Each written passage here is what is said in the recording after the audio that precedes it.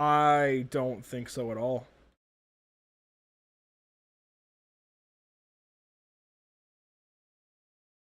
Maybe a little bit up front if they can break away, but if they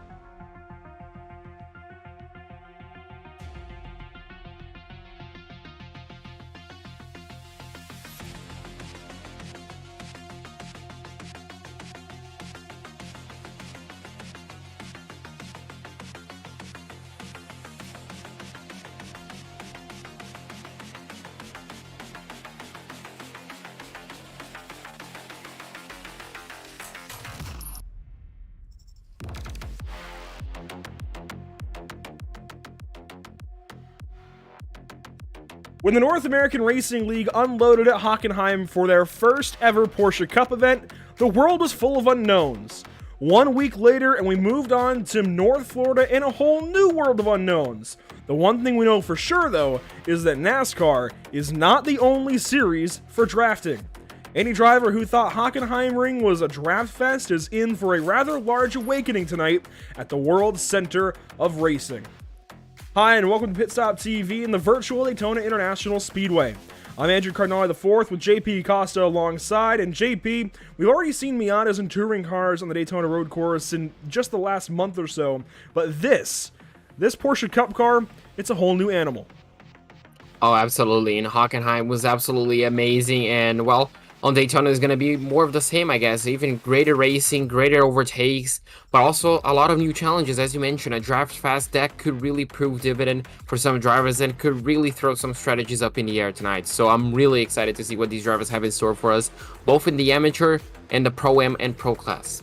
These North American Racing League guys will be drafting. That's what we know. That is what we know. Aside from that, we are in for another whole world of surprises. A lot of drivers are going to show what they've got tonight, I think, on the first big speedway. Well, I say big speedway, but the first big road course that we've got. A lot of long straights, heavy braking zones, and of course those hairpin horseshoes in the middle are a whole lot of fun. As I mentioned, we are this evening at the World Center of Racing. JP, we had a broadcast earlier in the day, and I want to touch on this first, get it out of the way, because it's just so cool to me. It is Tuesday, February 2, 2022, and we've got two broadcasts. We couldn't have worked that out any better. It was not intentional at all. We brought on the British sim racers in December, and then, just prior to that, we had ironed out the details with the North American Racing League to make sure we had this season of Porsche Cup racing. This was not intentional, but I'm so happy that we've got two broadcasts today. Of course, we had we crowned a few champions earlier on at Bathurst, made the quick virtual flight on over to Daytona, and here we are. Let's go ahead and look at the track map, though.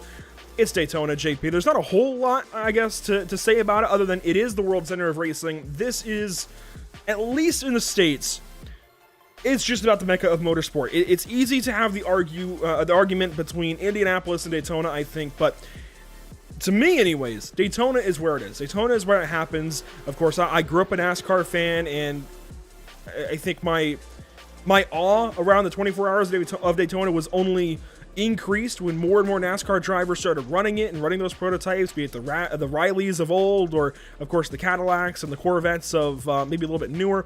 It's so cool that for so many decades there has been a road course inside of the best racetrack, or at least the most important racetrack maybe to NASCAR. It's such a cool concept.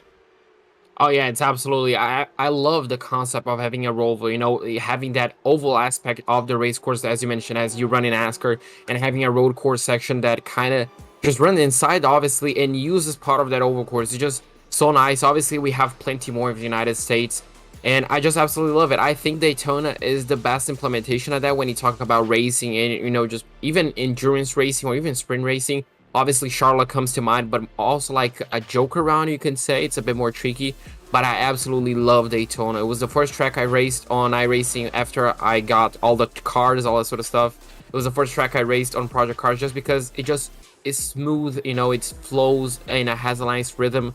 I just absolutely love this race course, let it be on the oval or the roval course. Now, we don't have a solid lap time in the real world for a Porsche Cup car here, be it the previous version or this 992, but the closest we do have, JP, is a GT Daytona lap time. That's a 1:44.541. That is the lap record in GT Daytona, or otherwise known as GT3, ever here at Daytona International Speedway in the real world. Obviously, iRacing is a different box of worms, but we can kind of go off of that and can deduce that these cars are going to be a little bit slower the rest of the day. Well, granted, these may or may not be draft laps that are being set right now in qualifying, but they are just a little ways off of that. And I do believe they have been drafting the fastest lap so far in practice, a 1:45.785. So a little over a second off of that lap time, but still really, really competitive. You could put these cars alongside a GT Daytona car, and there wouldn't be too much difference. I think the biggest difference is the lengthening of the braking zones, of course. You got to slow down early. You've got to manage that lack of ABS. And these cars have massive brakes. They can lock up very, very easily, and especially in the nose, because of course these are mid-engine cars. The nose is a little less weight.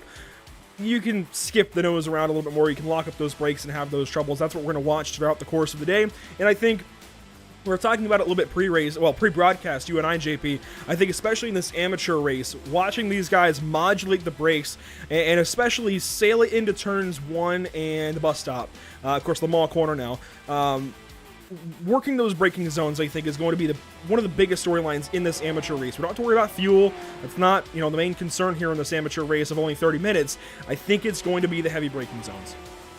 Yeah, absolutely. And it doesn't matter how much practice these guys put in, let it be on the official practice session, obviously on private practice sessions as well. When you come to the race, it's just a completely different monster. So having to modulate the brakes under pressure, trying to overtake or defend with someone, that's really going to be an interesting challenge for these guys. And obviously, Andrew, that applies not only to Daytona, but if you think about it, Long Beach, with all those bumps, that's going to be also a big, big challenge. So this could be a bit of a practice run, you'd say, but Long Beach is just going to be so interesting to see how these drivers are going to react. But obviously, first they got to tackle Daytona, and they have to excel at it. Yeah, this is a big obstacle, I think, for a lot of these drivers. A lot can happen today. I touched on the fact that we've seen Miatas and touring cars here recently on this road course.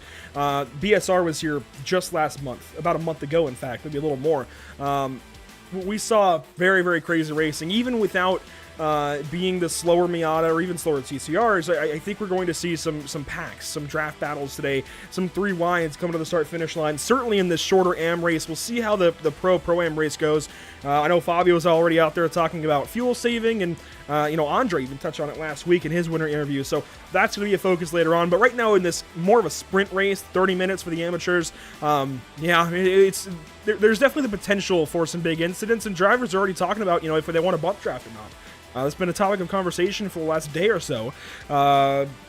It's pretty much up to your own risk, up to your own volition if you want to do that, and if you wreck somebody, well, then it's on you. So we'll see how drivers police that this evening. There's a lot to talk about, really a lot to talk about here at Daytona. Obviously, Long Beach, Hungaroring, Spa are going to be very fantastic race courses in and of themselves. I'm most excited for Charlotte and Road Atlanta, certainly, 2 racetracks that I love to death, and Red Bull Ring is going to be a great place to settle this championship, no matter what class we're talking about. Let's go ahead and take a look at our standings coming into this amateur race. Here we go.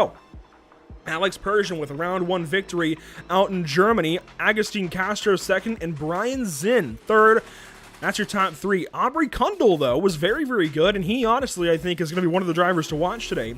Miguel Cardozo, very good as well. Diego Era, Ilya Speakers, we learned that name. Thank you so much to Ilya and everybody else who sent in their name pronunciations. And by all means, if you're a driver out there listening to my voice right now and we butchered your name, by all means, contact us on social media or through Discord or both and let us know how to pronounce your name, because we want to get that right. There's a lot of names to look at here, and I think names that I haven't touched on yet, JP, certainly you have to look to guys like Joshua Benjamin, William Valdez, guys that we know, guys that we've seen a little bit more of in previous seasons to see how they can do. Oh, absolutely. Those obviously are going to be guys to keep an eye out for, because we know how strong they are. We know their pace. We know what they're capable of. And another thing, Andrew, that I really like about NARL is I guess you can say, how close the points are. You can see first and second place after 1 round is only 4 points. So it really rewards the drivers, to try to race, actually, just try to be present in the race. Obviously, if you lose a race, let's say Alex Persian, if he lost a race, he lost the possibility to win 52 points. So by the end of today, if someone is not present, they're going to lose a lot of points, and that's really going to bring the whole championship together, and that's going to bring even more pressure to the drivers to make sure they excel and they practice correctly. But, well, for Alex, so far, it doesn't seem to be too much trouble, Andrew, because, well, he's fastest so far. Yeah, it looks like he's got something figured out. Fastest in practice over Brian Zinn by 7/1000ths of a second. So 2 of our top 3 drivers from last week starting off on a great... Actually, the entire top 3 is the exact same so far in practice, because Agustin Castro is there in the second position. So Flip the top 3 around a little bit, and you've got the same top 3 in practice. Here's a look at Will Coffey in the number 57 car, working through the kink and headed down to the West Horseshoe.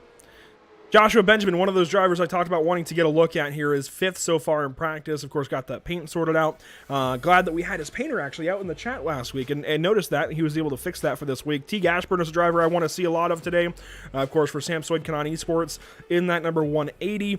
And currently 15th in practice. Some drivers on the other end of the spectrum, though, JP. You got to look at guys like Steven Grabowski, currently in 38th, Sean Patterson in 37th, and even Jeff Castillo in 39th. The bottom 3 of these practice standings so far, obviously they're looking to change things around, move things around, and work up that board in qualifying. Oh, absolutely. Obviously, practice times don't really translate a lot. Obviously, we can assume that Persian, Zin, and Castro's lap times were set under draft conditions, so... Yeah. You know, we can just say, you know, it was the optimal lap at that time, and some of these guys may have just been doing laps by themselves to make sure that, you know, they have it set up for practice. So, you know, that 3-second gap that you can see might not translate at all into practice. So we're just going to have to wait and see in 25 seconds. And Andrew, something I just thought about it. You mentioned at the beginning of the broadcast, today is February 22nd. So is it 22nd of the second month of the year in the year 2022? We're going to have 2 broadcasts. And on this broadcast, we're going to have 2 races, so kind of even more, for instance. So, yeah, the day of the twos, I guess. Yeah, you're absolutely right. In fact, I was thinking about that earlier. We had 4 races in BSR. I was trying to make a joke about that earlier, and it wasn't going to work because, you know, obviously 4 races. Look at you. Good eye there. Yeah, I didn't even think about the fact that we have 2 races here with NARL this evening. And, of course, now they have 2 series. So, I mean, how much longer can we work this up? Anyways, I do want to, when qualifying opens up here, we can actually get cameras out. There's a few things to highlight around this racetrack. Some updates have been made recently on the iRacing.com service. And I must say, iRacing always does a great job of trying to keep their tracks, you know, updated, especially world-class venues like Daytona. One of those tracks to definitely, or one of those corners here to get a look at, obviously, is the new Le Mans corner, as it is called. But most importantly, rather, because of those tire barriers. Those are new, JP. If you recall back to when we had BSR here, and even SCAR some months ago, we did not have those tire barriers in the chicane. You can no longer bail through the bus stop chicane here at Daytona without having any kind of impact. That chicane will now punish you very, very much if you try to do so. You've got to do kind of the Le Mans thing. You know, the Le Mans chicanes, they've got those tire barriers to stack up, so you got to stake through them. Even Monza with the foam that's set out in the first chicane. Same deal here. You've got to weave through those tire barriers and hope you don't hit them.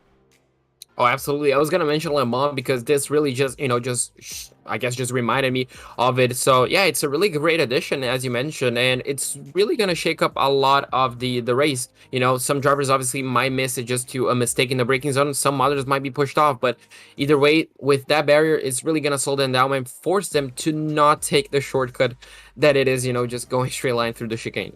And you can also see here, look at the rubber that's been laid down through practice. You know, the track state is carried over, and you can see that rubber carries all the way out to that outside wall, that safer barrier on the backstretch here. That's something to look at. That shows just how off kilter, maybe, just how bad these cars have handled so far today. And I know a lot of drivers were maybe asking for a little more rear wing in this setup for the amateur race. Of course, it is VRS supplied, and a big shout out to VRS and the other supporters of the series. We'll get to that in a moment, but you can see the rubber of guys spinning out in this corner and heading into the wall pretty hard. So that's something else to look at as drivers get on the racetrack for qualifying. Let's take a look at Alex Persian up on the banking and heading down to the tri-oval to begin his first flying lap. So obviously his first flying lap, he was the winner last week. He didn't get pole. I think it was Agostini Castro who got pole, but he really wants to repeat the result that he had on the race last week. So we're just gonna have to wait and see if he has the pace to do it by himself, at least on qualifying. See what he can do here. Of course, these drivers in single car qualifying here in the North American Racing League. It did confuse us last week, right? Because we get used to the BSR having open qualifying and the chaos that brings. I like this single car qualifying for the driver's sake anyways. We like chaos, but they don't, as, oh, Alex, very sideways there through the kink. I didn't know exactly how the cars were going to handle through the kink. Now we know. They're going to be sideways out there, at least in the opening laps. Obviously, they want to build as much tire temperature as they can here in these qualifying laps and set a nice lap on lap number 3 once some of the fuel's burned off. And the only downside to burning fuel off in these cars, JP, is the nose then gets a little bit lighter and it gets harder to turn in. We'll see how that handles things throughout the day. Here's a look at Teague Ashburn heading back out of turn number 6 up onto the oval. And Todd Malek as well, one of the other Samsoid cars, not Samsoid Kanani Sports, but Samsoid Blue there for Todd Malek and Oceana Coffee. There's a lot of cars we can look at through this field, so we'll try and cycle through a good bunch of them. Here's Scott Angelo, Todd's teammate. Pierre Thompson is back out there. How about that? And in a Jeff Gordon paint scheme, no less. Oh, is it? Yeah, oh, yes, that's a NASCAR Jeff Gordon paint scheme. I like that. Yeah, it looks really good. It's a throwback to, I'm not quite sure what the year is, but I do recognize the sponsor, so really nice to see him. Currently, he's on the part of the racetrack where you can kind of take a breather, you know? If you made a mistake throughout the lap, you can kind of just get your heartbeat slow down a little bit, you know, just ease a bit of that pressure. Just keep your pedal to the metal. And obviously, Andrew, having a one-car qualifying session like this, a lone qualifying session, I'm pretty sure he hit the wall right there, obviously brings a brand new level of pressure to you, because you just keep seeing those lap times on your relative box, and obviously you're, you know, just watching your lap time on your relative box, so it just brings a little bit of pressure. You know, will I be able to beat this guy? Will I be able to move up into the top 5? So it's kind of interesting as well from the driver's POV. So amateur qualifying in full force. Here's a look at Thomas Baker in the 9th position, just ahead of Jean Karadec for Duck Hawk Racing. And Jean had not a great way to get things started last week at Hockenheimring. We saw a good bit of Jean throughout the race, but I believe there was a spin early on or midway through the race that just kind of inhibited the 66 car's results. Max Tankerell in the number 14. A nice new Race Lab paint scheme. I think that's new. I don't recognize it off the bat. It looks somewhat similar, but I don't think that's what he ran last week at Hockenheimring. I like what's going on there regardless. Diego Era, of course, with his new sponsors aboard that GPVA number 77. Good to see more involvement from sponsors getting into this series. Oh, absolutely. Yeah, I think we mentioned it last week as well, that we're going to see the progression of sponsors, you know, in the car, slowly just filling up each and every single team. So it's really nice to see it. And, well, Andrew, I'm kind of surprised of how close some of the field is. Obviously, we have a bit of separation between those guys, but we do have the packs close in together, don't we? Castro just 1.5 tenths ahead of Persian. And then you have, well, Cardozo just 3 tenths. But then we have like 2 guys just really close, a tenth of a second. And as more people start putting qualifying laps, that's really going to make it interesting to see. As the first mistake we saw in... Oh, that's the new driver as well. We were talking pre-race as well, one of the new entries. Yeah, Mike Weir, brand new to the series. And unfortunately, not getting a great introduction here to qualifying. Here's Nicholas Sykes, looks like a teammate to Thomas Baker. Teague Ashburn, Andrew Rasmussen putting down some good lap times. Here's Rasmussen with the twisted colors aboard his number 11. Jeff Castillo and Dre, let me, just to be sure here, because we've actually got some pronunciations, and Dre was one of the others. Dre Divats. So... first name shortened down to Dre. That's what he said he would like. And Divats is what we learned there for the last name. So big thank you to Divats and everybody else getting us the pronunciations that you have so far. We really do appreciate it. Jay Shallington is out there on the number 012, another one of those teammates too. It looks like, I forget the one we were just looking at, but Tom Baker was the one that I do recall. Dominic Turcotte is out there in the 15th position in qualifying and currently not moving. So that, he's not gotten 3 laps, and I think he's only gotten 2 laps down. Bobby Flack is out there in the number 22 car in the 18th spot. We'll see what he can do. Yeah, currently just entering the first horseshoe. You can see 1.1 seconds behind the leader, so just trying to build that confidence. And gets a really big tank slapper, and unfortunately cannot control the car, so that might just do it for his qualifying attempt. You can see Brian Long right here, so unfortunately his lap time looks like it was also a mistake because he's 13 seconds away from the leader. So hopefully he can really improve that lap time. And Andrew, I just want to, catch your eyes to the top of the standings. Only 22 thousandths of a second between our first and second place so far. And it's the same top 3 as we had in order, finishing, at least in the top 3 last week at Hockenheimring at the end of the race, where Alex Persian won, and he goes even faster there, laying down a new purple lap. Brian Zinn, Agustin Oh, Castro, there you how go. about that to the top of the board? Agustin finished second last week in the race, and Brian Zinn finished third, but now Agustin Castro putting himself back on pole. How about that? Ilya Speaker's out there on the 03, and we have the weather up because you can see these guys are struggling, but it is not that hot out there. I'm actually kind of surprised we're seeing as many handling issues as we are, but these cars are pretty evil. They do go all over the place, so that's part of it. Billy Barrowman getting onto the racetrack. There's a look at the number 2 car for Empire. Empire. It's not esports, Empire Racing, I do believe there. Ryan Long has gone faster. I know we just saw him, and actually he just went up to the 28th spot. Johnny Jones is out there in 32nd. And qualifying is quickly coming to a close. Here's a look at Clarence Rosa. Just having laid down a time and going a little bit faster in 32nd. Dan Willis is out there for Moradnes. Looks like he might just be finishing up. No, he's opening his lap. So this is going to be his, looks like, only qualifying attempt because we only have 1 minute and 20, Andrew. So this could be quite close in the clock as well because these guys, it's different than BSR, right? They don't have the overtime to finish their qualifying lap. So because it's solo, they do not. You're right. Yeah, and so actually, this is... I don't think it's even because it's solo. I think it's because they're technically, this is a lapped qualifying. They get 3 laps, not unlimited. Yeah. Yeah, so just 3 attempts. So this is his one and only shot. So pretty much a one-shot qualifying session for him. So hopefully he can set out a good lap time because obviously, you know, the further you start up in the front, the higher your chance to win. So and he's not getting a lap in. He's about 16 seconds too short. Oh, you think? Oh, no. Yeah, because as he comes up to 1 minute here in 10 seconds, he's only going to have about 35 seconds to finish the lap, and we're turning 146s here in this qualifying session. Castro has the pole at a 146.11. Yeah, he's going to be well short of getting a lap in here. So, the slowest qualifier, it looks like, will be Mike Weir in the 34th spot, but what that means is he's ahead of 5 cars, which is pretty big, and you can see him. He's practicing standing starts. That is another big topic of concern amongst these drivers. Standing starts on the banking. Mike Weir getting some practice, and I like that. Yeah, absolutely. This is a big challenge. We kind of got a preview of that with the BSR, obviously the MX-5 and the TCR. Obviously, these guys are not going to be front-wheel drive, so we're not going to see the... Yeah, we're not going to see the front, the top line just coming down into the bottom line, so... But it's still going to be very challenging to get these cars on a proper start, especially on the banking, on the high banking of the start-finish line. So it's really good to get some practice early on because you can definitely make up a lot of spots in the starts, especially on the Porsche. So, starting on pole for your amateur race this evening, of course, we got 2 races, as was mentioned earlier, and as we had last week, in Agustin Castro, back on pole another week in a row in that number 014. Alex Persian will start from the 2nd position, and starting 3rd, you will find your other podium member from last week in Brian Zinn. Will Coffey starts from 4th. Teague Ashburn will roll off from the 5th spot. Diego Eda there in 6th.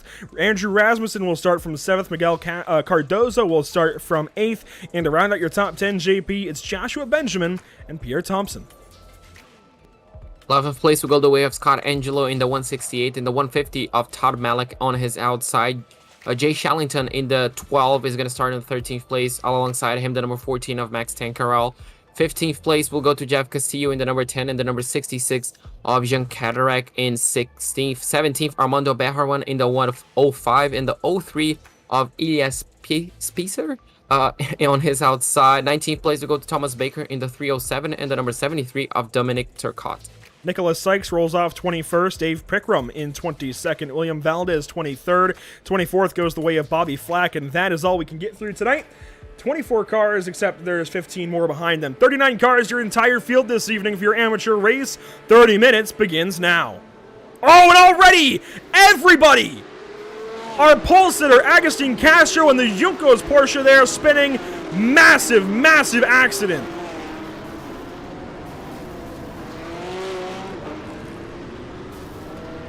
This is why drivers were practicing it. This is why everybody was so concerned about it. And obviously, most of the field managed it, but you've got to get those practice starts in. We'll let the rest of the field get this race, and they're already through the first horseshoe and working their way towards the kink now.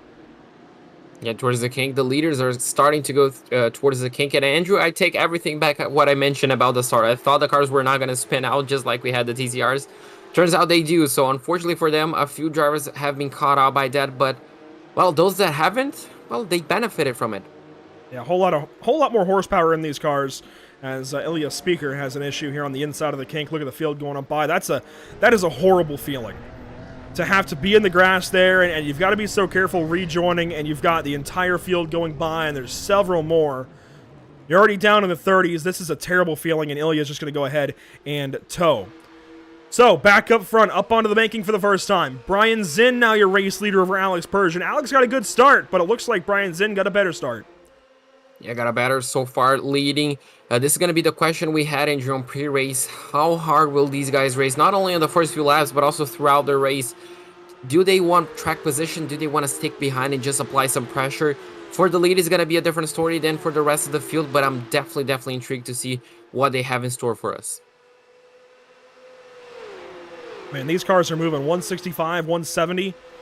And getting faster here is Brian Zinn as he's got a challenge to the outside. Here comes Alex Persian to lead lap 1. Can Alex get it across the line? Yes, he does by the slimmest of margins. And we've got ourselves a race for the lead. Absolutely. We have 2 chrome cars with red, I guess you can say, red accents on it. So Brian Zinn so far leads. Rasmussen. Oh, looks. Rasmussen got really loose on the exit of turn 1. He saves the car and, well, loses a bit of positions, but I'm pretty sure he'll take those positions lost over totaling that car, Andrew. But wow, looks like the tires are not really up to Benjamin. tempo. And yes, unfortunately, a crash on the exit of the horseshoe. Joshua Benjamin with a spin there. Wow, what a way to get things started. Absolutely, this is an interesting start of the sessions. I guess you can definitely say that. And unfortunately for a few, looks like William Valdez as well is back on the pit lane. The number 03 as well, we mentioned at the end, not even at the end, at the halfway point of lap number 1. Aubrey Kundal as well, looks like he's leaving his pit box right now. So unfortunately, Andrew, a few drivers already with problems by the end of lap 1. And Dre Divac as well, leaving the pit lane in 34th spot. Yeah. What a way to get things started here at Daytona. Let's go back up front. Brian Zinn, Alex Persian down to the bus stop. Here we go. Down the Daytona super stretch. Persian uses that speed and that draft to get on by. And whoa, Teague Ashburn closed right into the bus stop. Now, that curb, that sausage curb has been taken out of the bus stop here. Look at that. Already having some disagreement about getting back up onto the oval. And look at this. Agustin Castro is back into the 4th spot. I'm not sure that I ever expected that. And you can see our leaders dueling again.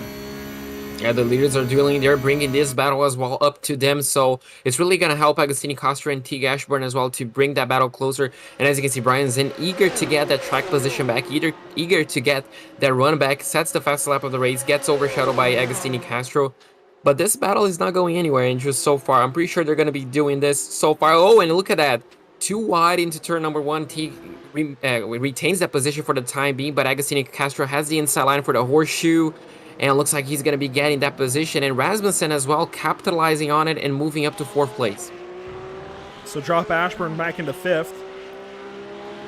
Battles everywhere. Battles. That's what we're going to be talking about all day long. Here's a nice little battle going to the kink now. This is everything behind our race leaders. So 6th, 7th, 8th, 9th. All the way back through Todd Malik and even Scott Angelo just a little further back. And that'll complete your top 10. You see Tankerell's in this. Shallington is battling there with Pierre Thompson. Good battles up front. Good battles. Unfortunately, obviously, for these guys, they lost a bit of contact with the front group, but I'm pretty sure they're going to be eager to get it back. Maybe if they work together, they can reel in a bit of the gap. But look, talking about gaps, Andrew, 0.6 of a second already Persian build up from Zinn. That's quite a big gap to build at Daytona. Obviously, we talked about it as well. It's really hard to break away, but, you know, if you can blow up 6-7 of a second in the infield section lap after lap, eventually you're going to break away. That's what they're trying to do. We've had an issue, though. Further back, Jay Shallington, actually, not so much an issue, but he's lost a spot. Shallington drops back behind Tankerell. You can see more battles coming on through. There's Jean Karadek for Duck Hawk Racing rolling on through the bus stop. This is a good look at how this field is sorted out. A lot of the gaps throughout this field have really changed the way I think the rest of this race is going to go for everybody. I mean, almost 40 cars, and they're all very much split up around this racetrack. Not what I expected.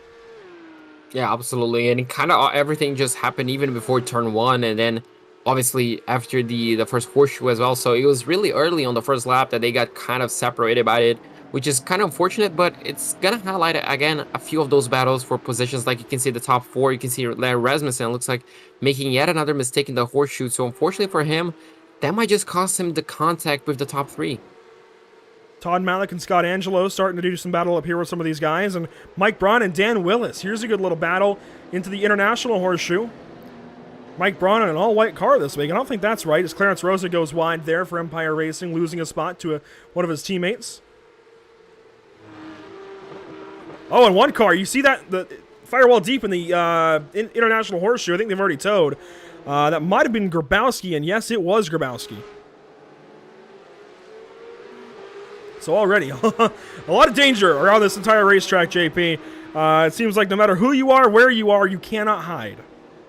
Oh, absolutely not. And well, we're only 7 minutes into the race, so plenty of things yet to happen. Obviously, plenty of battles still to cover, plenty of miles to be driven, so it's very, very far from over. As you can see, even more battles coming down to the bus stop. That's the 118 of Pierre Thompson just making his way through Teague Ashburn. And, well, he got the position for now, but Teague is definitely going to have... well, no, that's Tankerl right behind him. I apologize. So he's going to have the slipstream right back, and this is the power of the slipstream, Andrew. We all know how powerful it is, but look at the speed difference. Tankerl is going to make a move to the outside as we have another battle for the race lead. We're going to see this throughout the course of the day. Remember, we talked about it before we got going. If there was a breakaway of a few cars, they might leapfrog a little bit in battle, but it certainly would not be follow the leader, at least not in this amateur race. And here we go. The top 3 from last week getting back in order, doing battle, and they've brought Rasmussen and Ashburn. Absolutely, they got right back into this racing. As you can see now, the number 23 and the numbers 14 as well battling. We saw Castro going down the inside of Zinn into turn number 1, which was really opportunistic from Castro right there, I should say. But unfortunately, he ended up losing the position in the International Horseshoe. So that gap kind of builds itself up again. And Andrew, this is, as you mentioned, just like last week, is this what's going to be for the season? The top 3 battling lap after lap, race after race? I hope so, because I certainly don't mind it. No complaints here to have these guys doing these leapfrogs and passes on the banking. I wouldn't even mind Daytona every week. That might be a little biased, but I certainly wouldn't mind this kind of racing week in, week out. So Scott Reister, get on it. I wouldn't mind this. Lap number 5 now for these guys. It feels like we've already had a whole endurance race. Maybe not 24 hours worth, but it feels like we've already had quite a lot of racing, and we're only on the 5th lap of racing. And you can see this top 5 is broken away by 6 some odd seconds back to Pierre Thompson. It's a large gap. Oh yeah, it's an absolutely large gap. Obviously, if they're just hopping in front of one another, they're not really slowing themselves down, so it's just really helping them to get those fastest laps, get faster laps in the competition. So that's really good. As you saw that Tankerl going back past Thompson, is now we're on board with Malik, trying to get past those 2, Andrew, but as soon as you get into the slipstream train, it's kind of hard to make up ground on the car directly ahead of you. Obviously, the car that's punching the air is going to be losing a lot of speed compared to you two, but just look at the speed difference that Malik has over Thompson and Tankerl. We should see a 3-wide situation before turn 1. Looks like Malik went ahead and lifted. Certainly a good decision here. We're going to see this every single lap. Leaders are going to do some battle. We're going to see some different opportunities into turn 1. This is just how it's going to go here at Daytona. It's how it always goes. As a little bit of company there from teammate Angelo for Malik. The Samsoy driver is getting after it. I'm pretty sure they're going to be helping each other, at least trying to get past Thompson and Tankerl. Maybe just leading that second group that we saw. We have even more battling, as it looked like, on the International Horseshoe. As you can see, a few drivers trying to go side by side. But Andrew, obviously this is, I guess you can kind of say this is a sprint race and the Pro is going to be the feature race. So, I mean, should we expect drivers to go at it since lap 1? Or do you think like the top 3, like let's say Castro, even you saw Malik, are they just holding back for those final few laps to really pounce on the attack? You know, I wish I could tell you. There's just so many unknowns about this series. It's going to take us a while to learn. You know, we've had a few seasons now of GT3 racing to learn these guys and their tendencies, but a lot of unknowns. As even Alex Persian has dropped back to 4th, taking an outside look here at Rasmussen for the bus stop. Ryan Zinn is now your race leader, Castro 2nd. I do want to mention, I see a lot of you guys chiming in from Guto's stream. And, you know, Guto reached out. Guto Carvalho, one of the, I guess, more popular streamers out of Brazil, reached out about kind of a Portuguese stream of this series. And JP, I'm sure you identify with that right away, as you are our, Portuguese speaker. You handle all those interviews, and by all means, we couldn't do it without you. But it seems like a lot of these guys tuning in from Guto, and we certainly appreciate that. And we look forward to seeing what we can do with Guto in the future, and just a little bit of cooperation there. We do have a nice little pass for the race lead once again. Castro around the outside, and this is the onboard look from Persian's point of view. And JP, when you have all of this happening, it's really tough to manage yourself as a driver, not to make a little slip up and maybe go sliding through the guy in front of you. You've got to pace yourself so much, and it's just so tough. Yeah, absolutely. Whenever you have two wide situations like this, especially if drivers battling, just for position ahead of you, you just have to be aware of so many situations. Like, for example, are they going to make contact? Where is my braking zone? Where's my turning zone? Where are they braking? Are they going a bit early? Should I attack one of them, or should I just hold back and wait for a better opportunity? So there's a lot of things going on in your head, and you just have to keep yourself focused because, as you mentioned, it's just so easy to, make a mistake, lock up the tires, miss your braking point at one point, and as soon as you do that, especially on a track like this, it's just really hard to get it back. So you really have to be cautious, but you have to be aggressive at the same time. It's just an interesting balance, isn't it? It really is, and it's something you never really ever get right. Some drivers, I think, get it down to almost a science, but nobody's ever perfect. As here we go, another side-by-side battle for 6th. Tankerell and Thompson. Tankerell's going to drop, actually, Thompson's going to drop in behind Tankerell, maybe have a look back onto the banking here. I guess onto the Daytona Super Stretch, had a look to the outside. Tankerell's going to go ahead and take that spot. Thompson backs out. And you've still got Todd Malik right off the back end of Thompson's machine. And I think these guys back here, JP, they seem to know the situation they're in, right? They know they're not racing for a race win, but if the guys ahead start to race like they're racing for a race win, because there's still over 15 minutes to go, over half of the race left. So if those guys up front have a mistake, have a crash, they know they can pick up spots, so they know they don't need to battle just yet. They can swap spots, leapfrog, and use the draft to their advantage, but they don't need to battle too hard just yet, as Agustin Castro around the outside was a bit slow there through turn 1. So this is what I'm talking about. These little battles where these guys have little slip-ups up front, that's what the guys behind want. Yeah, absolutely. You don't want to drop too far back. You can see, as you mentioned, the gap is still stationary around 6-7 seconds between the first and second group, but you don't really want to, just keep battling like, oh, okay, the race for the win is over. Might as well race, as hard as I can for, let's say, 6th or 7th place. So just try to help one another. As you mentioned, we're just approaching the second part of the raceway. So So it's really a long time to go still, so you can kind of help each other out and hope for the best. Obviously, with 5 minutes to go, if you're not catching up, you start really battling, you start holding track position or attacking. So it's an interesting, I guess you can say, mentality for the drivers. As you can see now, Sean Patterson trying to get a good enough exit out of the horseshoe, but unfortunately couldn't as they approach the kink. And we saw a few drivers getting loose on the qualifying session, and it looks like a few of them, just like Sean Patterson, are taking a little bit easy through it. Yeah, I want to say as the tires heat up, it'll help you, but as the tires wear out, it'll work against you. So it's something you've got to balance, and especially on a daytime racetrack like this, you've got to be so careful. When the track is baking a little bit, it's still not warm. Compared to the weather, it's still not that hot. 80 degrees Fahrenheit is not that bad, but it is warmer. And you know what? That east wind might be part of it, even. That's coming off of the ocean. Well, no, if it's going east, that's not out of the ocean. I got to think. That's going towards the ocean. So that's sweeping across more or less from the front stretch to the back stretch, JP, of the oval. That's a weird crosswind to try and deal with here. Yeah, absolutely. We kind of know how sensible these cars are, and without a bit of crosswind, it might not make too much of a difference, but it could definitely, be interesting, let's say. You can get a gust of wind, you can get, something that could upset the car. And once these cars are upset, we saw a bit in qualifying, Andrew, it's really hard to get it back, isn't it? Yeah, it's not easy to save one of these cars if they start to get away from you. We do want to keep checking in on those battles throughout the field. We were just looking at Joshua Benjamin there getting a pass made on the banking, but these guys up front keep going after it. And just in case they wreck, we don't want to miss that, do we, JP? This is what gets so tough about these packed races like this. When you have 30, 40 cars, there's battles everywhere, and it's so tough to decide. This is back up front, though. Alex Persian has not re-ascertained that lead, if you will. Still third, and oh! Look at that drift. That is something you don't see much out of a Porsche Cup cars. When you get sideways like that, you're often along for the ride. Yeah, absolutely. That was a good save for him. Just a bit of throttle modulation, maybe a bit of brake as well to try and get the car back.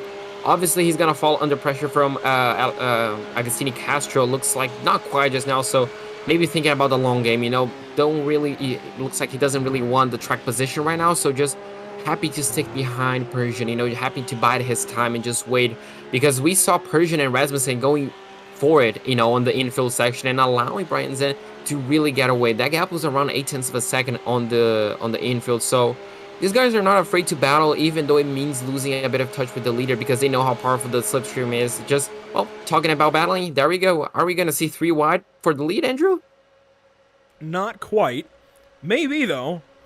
Brian Zinn gets over in front of Persian and makes sure to snuff that one out. Persian right behind the 11 of Rasmussen, and that's 3 wide for second for a moment. There was a bit of overlap there between each 3 of them. But they get that sorted out. Let's fall back to Angelo and Tankerel here as Angelo takes 6th spot away. Tankerel falls back into 7th, and look at this. Pierre Thompson, Todd Malik doing battle. Oh, and Todd Malik's going to go for a spin! And just a little bit of contact there. That is not what you want to see for driver 150, and now the 10th position. He's going to fall back a ways. Joshua Benjamin, Armando Bejaron, they swap positions once more. Benjamin back in front now. Look at Billy Bowerman joining them in. Billy just closing in that gap, just waiting for something to happen between these two. Just, again, biding his own time. Still 13 minutes to go. Still plenty of racings, as you can see now. William Coffey just chasing Diego Aire. This is a battle that we're kind of used to seeing, aren't we, Andrew? Yeah. These two going at it from the previous season as well. So I'm pretty sure they know how to race one another. So this could get interesting as well, as we do have, looks like Mike Braun spun out on the exit of the horseshoe. Is that it? Yes. Yeah, the International Horseshoe. And there go Era and in Coffey. So problems there for Mike Braun. He gets back rolling. Here's a look at William Coffey chasing Diego Era into the West Horseshoe.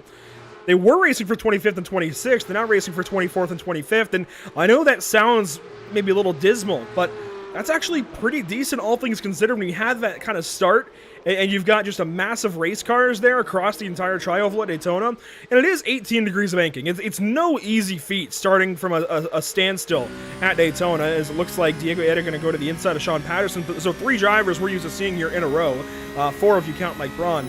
But given the circumstances, being in the about 22nd, 23rd spot like these guys are, that's pretty good. Absolutely. Obviously, avoiding a lap 1 instead of waiting to get your race ended. Obviously, a lot of drivers were going to be cautious. And we had a few more instances. Oh, Milan Harris has a problem. Oh, no. It looks like on the exit of the bus stop as well. We saw a few drivers in qualifying having that issue. So I wonder, did he go too wide? Because he just trying to get back on the banking. And unfortunately, is that a bit of damage as well? So yes, it is. Left rear damage, right front damage. Kind of weird corners of the car to get damaged here. It's a lot of damage for car number 69 of Milan Harris, now dropping into the 25th position. I know we've got some of the fans of that team out in the chat. Rough start there for Milan and his stint here with the North American Racing League. William Love out here. Oh, problems. Out of turn number 1 through the S's. Clarence Rosa, and oh, you can't go across the racetrack like that. I'm not sure if that was Sean Patterson or Clarence Rosa that came across. It all happened very quickly, but you cannot cross the racetrack like that. It's something you learn as an amateur, but you cannot do that. We'll get a look at it here. This is Clarence Rosa. Joshua Benjamin to the inside. Now, how does this work out? Rosa maybe gets a little loose. Yep, gets a little loose on exit.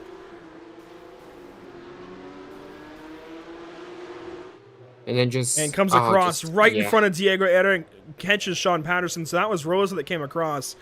And I'm sorry, but you can't do that. That's exactly what happens. When you get in a rush like that, to get back out of the way, you often get in the way. I mean,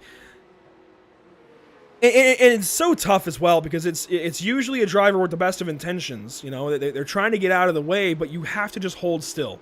When you're in a jeopardized position like that, you have to just hold still. Hold the brakes here. Don't cross, because you've got cars coming. And yeah. Oh, that was Will Coffey that got smashed. Actually, that wasn't even Diego. I thought that was Diego, but no, that was William Coffey.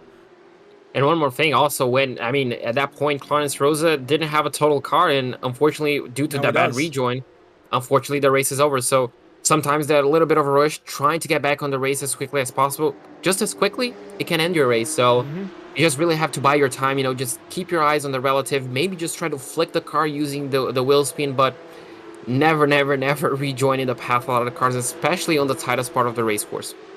Yeah, the S's are a very weird spot. There's no runoff, because you are committed. You are looking left and you are turning left, and yes, you can dive out to the grass, but if there's a car heading that way, where are you going to go to the left, right? Because there's that pit wall, and that's, yeah, it's just not a good place to have that. We're back up front with the race leaders, though. Teague Ashburn is starting to fall back a little bit, JP. Not something I would have expected. But as our leaders come back to the bus stop here, side by side, Zinn and Persian, Ashburn has fallen back. Yeah, falling back, but this few battles right here is really going to help him get it. You can see the gap is around 1 second between him and Rasmussen, so it's kind of what he needs, and he needs this for the top 4 to be battling amongst each other. They need him to go side by side during the braking zones, because as soon as 2 drivers are side by side, the back of them are going to be cautious, trying to look out for any mistakes. But look at the run that everybody got right here. We're going to see, are we going to see 3 wide? That Looks like Castro. Yeah, Castro just trying to be a little bit cautious, but almost went 3 wide. Now Rasmussen is pretty much has the best spot in the house to watch that battle. As you can see, Zinn and Persian. Zinn is going to have the lead so far. You can see Rasmussen now got a perfect lineup to try and take 3rd place away from Castro, but Castro has the inside line to the horseshoe. Persian, with a mistake under braking into the International Horseshoe, ditches that car into the grass and into the tire barrier, and the Flying Lizard 79 has a lot of problems. Unfortunately for him, that might be his chance of back-to-back victory. Just gone like that to a mistake of his own, I guess. I don't think he was pushed out of the racing course. That certainly is just a small mistake there by Alex Persian into the braking zone. Let's go on board. And actually, this should show us. We should see the lights on the dash light up. He definitely chattered the brakes, whether it's the rears or the fronts. I'm curious. Will it show us? Not quite, but you can hear it, and you can see the wheel response there. Problem, certainly. Yeah, he definitely outbraked himself, and at the moment that he realized, he just, sent the car to the left to avoid a collision. So, good sport for him, and unfortunately, that's going to cost his chance of a race victory, and now has a damaged car for the remaining 7 minutes of the race, and that leaves, Andrew, only 4 cars on the lead battle, so... From 5 to 4, and unfortunately, it's our last week's race winner. He just wanted to come say hello to our cameraman, that's all. Oh, okay, there we go. Just waving.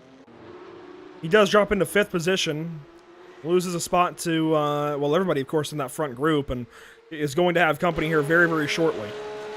Scott Angelo, Max Tankerell, Pierre Thompson, Jay Shallington, Todd Malik, the rest of the top 10. They're going to pay him a visit very, very soon as the leaders are getting back at it. Let's go back up front. Brian Zinn, Agustin Castro. Oh, and contact there! A bit of contact. Agustin just barely clips him, and Brian goes around. Oh, that was a really, really small contact then. Well, with, massive implications. So, unfortunately, for Brian Zinn, that's his spun around, and that's him back in 4th place. So Agustin Castro is now the only of the top 3 that finished in the top 3 last week. So, we had a very similar looking front pack, and that has since completely changed. Really, it's been these 2 cars up front, Rasmussen and Agustin Castro, that have been so good. Teague Ashburn has been just hanging in the balance and suddenly has a chance at a podium. Could this be a curse? The top 3 cannot finish in the top 3? Oh, don't say that. Castro's not going to like that. Oh, definitely not. Hopefully, deep there for Rasmussen. Doesn't hit anything, but that was close. Yeah, that was extremely close to him. Luckily, he's going to have a good enough run to just, stick with Agostini Castro for the time being, but that was a wake-up call. That was an innocent mistake that could happen to anyone, and luckily for him, did not finish his race. Back up onto the Daytona Superstretch. Agustin Castro first, Andrew Rasmussen second, Teague Ashburn third. Brian Zinn has fallen back a little ways to these guys, but is in his own pocket. He might be able to stay ahead of the guys behind. He might lose time to the guys behind. We'll see. I do want to highlight a battle further back, though, before we don't have a chance to do so anymore. Joshua Benjamin, Mike Braun here. This is for 20th position, so to break into the top 20 and just about the top half of the field. And also Jeff Castillo and Dominic Turcotte. How about these guys? Dominic 12th, Jeff Castillo 10th. This is kind of that third group, and a really good battle between the 10 and 73. Yeah, absolutely. This is going to be a good battle just outside of the top 10. It's going to be interesting to see who's going to come out on top with only 4 minutes and 40 injured. This is going to be like the last lap dash. As you can see, Turcotte going down the inside, having that momentum. He's going to also have the inside line into turn number 1, so that should favor him, at least for this lap. So he's going to assume 11th position. And yeah, so he's going to stay there. But I assume these drivers are just going to be switching positions each and every single lap until we get the white flag. And, well, that's when it all matters. This is now lap 15 of 17, so 3 laps to go as of these drivers passing the start-finish line. On board now with Alex Persian, who has dropped into the 8th spot, and heartbreak certainly, but heartbreak brought on by himself. Just made a mistake, and it did the right thing, though, to ditch the car into the grass and not take out Brian Zinn. That is always a very sportsmanlike move, and certainly like to see that. If you're going to be in that situation for Alex Persian, like to see that he's going to, think of the others as opposed to just himself, and send the car off into the grass and keep others' races alive. Like that. We don't like that he's in the wall, but we like that he ditched the car to not hit anybody. Yes, I guess we can say we like the reason he ended up in the wall, I guess. Maybe. Okay. We'll have to work on it. We'll have to work on it a little bit. Here's Diego with a problem out of the West Horseshoe. Oh. Maybe just pun the tires around, and we saw plenty of that. No, that's the second horseshoe, so that's maybe a mistake on braking, maybe. I don't think it is, but... that was likely chattering the rears on acceleration. Yes, yeah, probably. Yeah, I mean, if it had been under braking, he would have probably ended up on the outside of the West Horseshoe, but that was the inside in that grass. That's likely just having whatever issue under acceleration there. He drops into now the 21st position, so where Joshua Benjamin and Mike Braun were battling for 20th, they're now battling for 19th, and Diego Eda is some ways back. Tankerell and Thompson doing some battle up ahead. They are on to the penultimate lap 16 of 17, which means our leaders are as well. Yeah, absolutely. So only a few laps. Oh, that's unfortunate. Yeah, that's unfortunate. That's big damage as well. Bit of that right front damage for Turcotte. And he's going to drop out of that battle for 11th with Jeff Castillo. Dave Pickram now going to join in that battle. Dan Willison behind, and Bobby Flack as well. So Dominic Turcotte drops down to 15th. And with a lot of damage, unfortunately, to him. Luckily, it's only a few laps to go. And, well, only a few laps to go for Rasmussen to try to close into Agostini Castro, because once he got past Rasmussen, well, he's essentially built up a gap, Andrew. We thought this was, well, very unlikely to happen, but, well, the number 14 did it. Yeah. Agostini Castro running a really, really good race here. Teague Ashburn has since dropped off, and I think the tires have worn out. And we saw this at Hockenheim, didn't we? Where even in this 30-minute race, it seems like the tires wear just enough to have this drop-off and have this separation of drivers. Yeah, absolutely. Sometimes the tires are just going to drop off, or they're going to overheat. Something can happen. And, well, luckily for Rasmussen, you can see a bit of the slipstream reeling him back in around 0.5 of a second. You can see just really closing in. The closing speed is just massive. But looks like on the infield, the number 14 just has a little bit more pace. So it should help him as we enter the white flag. White flag presented by Whiplash Simcams. Just over 1 minute left to go in this race. Scott Angelo doing a battle here to the line with Pierre Thompson. 1 lap to go for the entire field. Now Angelo going to give that spot up under braking, but take it back maybe at the corner. Yes, he does. Pierre Thompson could not hang around the outside. The Jeff Gordon paint is helping him a little bit, I think, but maybe not enough, at least into the braking zone. Oh, Angelo. That was a very aggressive defense there into the International Horseshoe, but it works. Yeah, it works, but unfortunately for Angelo, he's going to be, well, ahead of Pierre Thompson as we head into the oval section of the race course, so that could be interesting. What is also interesting, Andrew, is this gap, around 0.6 of a second. We saw that this gap is enough. It's just enough to reel him in, so, I mean, do you want to be the guy behind, or do you want to be the guy in front? Do you want a track position, or do you want the chance to just slipstream your way to the front? I'm not quite sure which one I would choose. Well, I just saw one telling sign of this battle. Rasmussen could not get the power down out of 6. He got the power down, but had to straighten the wheel out a lot. He was definitely trying to modulate that throttle and try and be very, very safe there. One car, it looks like a puff of smoke, and crashing just ahead of these guys. We'll let that be. Another car with issues up here, slow out of the bus stop. Rasmussen very close to a slowdown there, but he's still in the draft. This is your battle for the amateur race win. One car high. And Rasmussen, I think, is definitely trying to modulate that, or he's waiting on an opportunity as they'll pass one of their teammates. Agustin Castro onto the apron to defend. Rasmussen trying to time a run. And to the start-finish line, what's it going to be? Castro with the race win.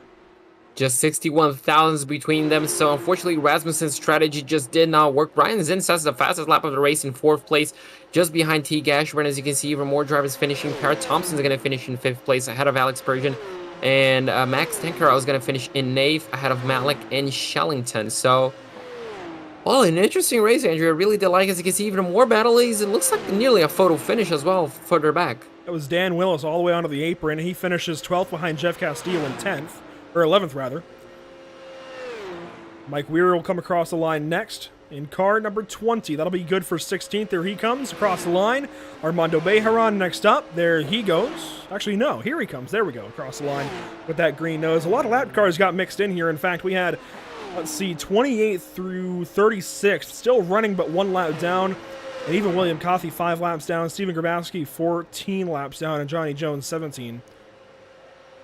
As the rest of the field comes across, looks like Thomas Baker will be next up. There he goes. No, Thomas Baker should be this next car. White and blue across the line. And then William Love and Aubrey Kundle. Aubrey with a very, very poor turnaround today, unfortunately. Have to wonder if he was involved in the mayhem at the start. Yeah, absolutely. I think it was lap number 2 or 3. We saw him just diving into the pit lane, so it was compromised really early on. Which is really unfortunate. Obviously, you know, having a race compromise on the first lap is just heartbreaking, essentially, after all the practice that I'm pretty sure each and every single driver put in. But, you know, that's racing. Sometimes it just happens. That is definitely one way to put it. I like that. Sometimes it just happens. So, 30 minutes of racing then done for the NARL amateurs here in the Porsche Cup season. The first season of its sort as well. It's been fantastic so far. 2 really good races in this AM division. Let's check out race 1's results with the amateur race results. Agustin Castro, really solid finish there. Well, certainly a solid finish with the win and just a really good race. Obviously, Rasmussen made it close, but not close enough. Ashburn goes and takes 3rd, so that's your podium. We'll see if maybe they can dominate at Long Beach next week. Brian Zinn there in 4th, Pierre Thompson. Alex Persian drops down to 6th. And you see Scott Angelo, Max Tankerell, Todd Malik, and Jay Shallington wrap up your top 10. 11th place goes the way of Jeff Castillo ahead of Dan Willis in 12th place. 13th place goes the way of Dave Pickham. Bobby Flack in 14th place, Dominic Turcotte in 15th, Mike Weir in 16th, Armando Bejaran in 17th, Jean Karadak in 18th place, Diego Area in 19th, and Joshua Benjamin in 20th place. Finishing 21st, you'll find car 107 of Mike Braun. Milan Harris finishes 22nd. Miguel Cardozo there in 23rd. Then it's Tom Baker, Will Love, Aubrey Kundle, 24 through 26. Sean Patterson there, 27th is your final car on the lead lap. Then you get back to Dre Zivats there in 28th. Nicholas Sykes, 29th. And Brian Long, 30th. All sticking in the race, so I admire that. Yeah, absolutely. It's just nice to see those guys sticking up. 31st place goes the way of Robert Guadagnoli. Elias Speaker is going to finish in 32nd place. Billy Bowerman in 33rd. Daniel Harris in 34th. William Valdez in 35th. Clarence Rosa in 36th. William Coffey, 37th. Unfortunately, 5 laps down. Stefan Grabowski in 38th place. Unfortunately, 14 laps down. And Johnny Jones in 39th. Unfortunately, Andrew, 17 laps down. So 39 cars in total. That's how they break down after 30 minutes of racing. But JP, we're going to turn up the wick here in a second. We're going to go for 50 minutes of racing with pros and pro-am drivers, and it's going to be good. It is going. If you thought this first race was good, this is going to be a whole lot better. Of course, we're going to have that fuel strategy to have to worry about. That's going to change things up a bit, but I really think we're going to see a lot more action in this next race. I see a lot more action. Maybe not a lot more, maybe not all that different, but really, really good action nonetheless here with these pros and pro-ams. It's going to be a whole lot of fun. Stick on with us here through this quick intermission. We will be right back for our second race on the evening here on Tuesday, February 22nd.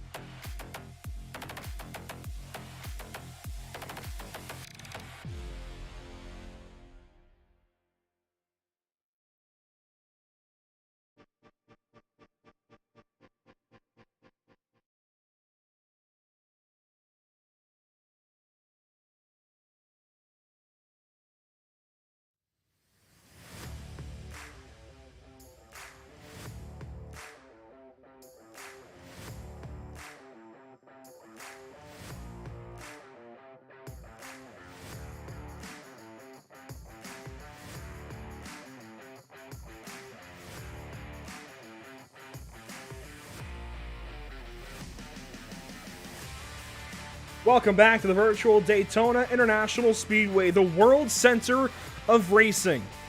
There aren't too many more ways to go ahead and describe it than that, JP. I think just that tagline, world center of racing, so proudly embellished on their tower at the start-finish line. I think that sums it up pretty nicely. Just about everything races here. I think the only thing we could use that they don't already have is Formula One, and we've seen Ferrari take a car around here before, but I think that's about the only thing we're waiting on to add to Daytona and Daytona's legacy. Of course, NASCAR has raced here for eons. NASCAR is why Daytona was born. You've had IMSA racing here for so many years, and the 24-hour race for even longer. You've had such a long stock car history, sports car history, a supercross history, MotoGP, maybe not MotoGP, but motorcycle racing at least. I need to check my facts there probably, but you have supercross races in the infield here at Daytona. There's so much that happens, so much that races. Karts race here. Yes, go-karts race here, both up on the road course and on a small dirt track outside of Turn 1. It's insane how much has gone on at Daytona and within the areas of Daytona. Just a short ways away, you have a great short track in the form of New Smyrna Speedway, and even just a little further away from that, you've got Volusia Speedway, a fantastic dirt track. There's so much that goes on in and around Daytona. It earns the tagline of World Center of Racing, and tonight we've got one of the best race cars in the world, the Porsche 911 GT3 Cup car, the 992 edition. It is a fantastic car, JP, and we've seen that this season already. Oh, absolutely. It's regarded in the iRacing community as one of the best cars, if not the best car that iRacing provides for us to race. And obviously, it's in the hand of some of the best drivers we have on the sim, Andrew, as well. And obviously, they're just waiting for their time to shine here on the second round. First round at Hockenheim was absolutely amazing. And Daytona is just going to be more the same, but looks like the weather is, vastly different than what we had on race number 1. Yeah, much like we talk about with British sim racers, we've got a big weather change in store for this race. You can see a lot of clouds have moved in. It's a little bit later in the day, and you can see the temperature as well is very, very low. That track temp has dropped about 12 degrees from the amateur race, so much better conditions as far as getting power to the ground in the rear end of these race cars for each of these drivers, and there are a lot of them. 39, just like we had in the amateur race, so it seems like we're keeping things consistent at the very least, although we are bringing in that extra class of Pro-Ams. Qualifying now on the way. Your double-digit car numbers, keep that in mind, your double-digit car numbers will be your pros, your triple-digit car numbers will be your Pro-Ams, and of course, as you see here, those are defined by blue versus purple. It looks like Andres didn't load for some reason, but of course, double-digit means that he is a pro. So, qualifying then, JP, how's this going to sort out? This is going to be really interesting. It's kind of hard to say. It's kind of cloudier. It looks like it's much later in the day as well. This almost looks... I can't tell if this is morning or evening right now. This is a really interesting setting for the race, I guess you can say. You can see a bit of clouds, but it's also blue sky, so it's going to be interesting to see how the track develops. But first into qualifying, I'm not quite sure how to answer your question. I don't know. It's just gonna be weird. It's just gonna have to wait and see for 9 minutes for these guys to put up 3 lap times. Obviously, we do have a few experts, not only in the 24 hours of Le Mans, but also in the sim, Tony Kanaan. We're just gonna have to wait and see what he can do all by himself. I also want to look to somebody by the name of Samsoid, David Sampson, up onto the banking here in turns 1 and NASCAR 1 and 2 anyway. I think Paulo Goday will be interesting to watch. We saw a lot out of Lawrence Zavadil last week as well. Matthew Dench was always fun to watch in the number 83 car. A new team. You might never recognize that livery, JP. 5-Star Motorsport has an entry now in the North American Racing League, really bringing the BSR ties here at Pit Stop TV, along with the NARL ties, very, very close and much more realistic. This is cool to see. I saw that the team name had changed to 5-Star Motorsport. I thought I recognized that. I thought it seemed a little familiar. But yeah, now you can see that is the same livery that Jason Cooper took to a championship earlier today in the British Sim Racers Trophy Tuesdays. If you missed that, after tonight's NARL action, after tonight, you want to go back and watch that. They were at Bathurst today. Yeah, that was absolutely amazing. And you know what this is, Andrew? This is the multiverse of sim racing. I thought this livery was so familiar in the animation 5-star. I was like, yeah. So that's an upgrade from the small MX-5s that we had at BSR, but it looks really, really good on the Porsche as well, doesn't it? It really does. It really, really does. You can't see it from the inside of the car, though. as he begins his first timed lap. Up through the gears towards the International Horseshoe. Back down to third. Does he drop into first here? No, stays in second. I think that's going to be the way to go, especially with as much as we've seen these guys getting loose. Yeah, absolutely. This could be a play on qualifying. Obviously, on pace, we might just see drivers darting into first gear. Oh, getting kind of loose on the kink. So that was quite hard for him. That definitely got his heart racing. But we should see some drivers drop it into first gear, especially on the race, just to get that engine braking, to get the nose tucked in, but quickly upshift into second. We have a few extra cars already on the banking. That's going to be the number 6 as well from the Samsoy team. So, well, that is Samsoy. Oh, that is Samson Dog, right? So there you go. So David Sampson looks like he's approaching the bus stop chicane. So he could be the first driver to set a lap time, Andrew, if I'm not mistaken.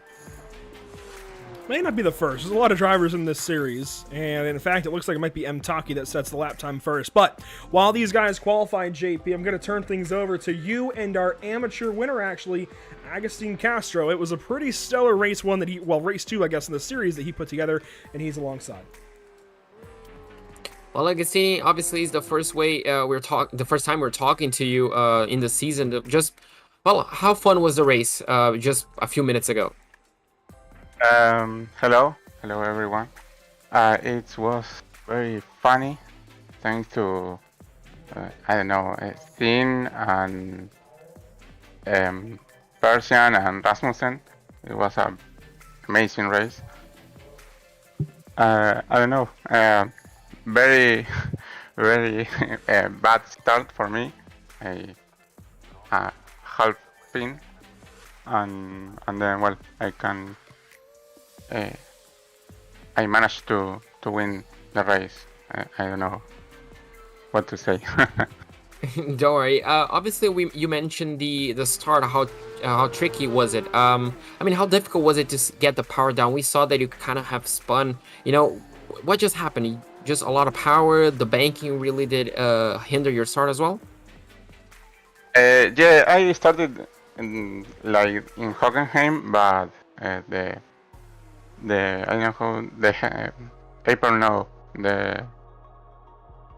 the oval inclination was very tricky. So yeah, I think that was the problem.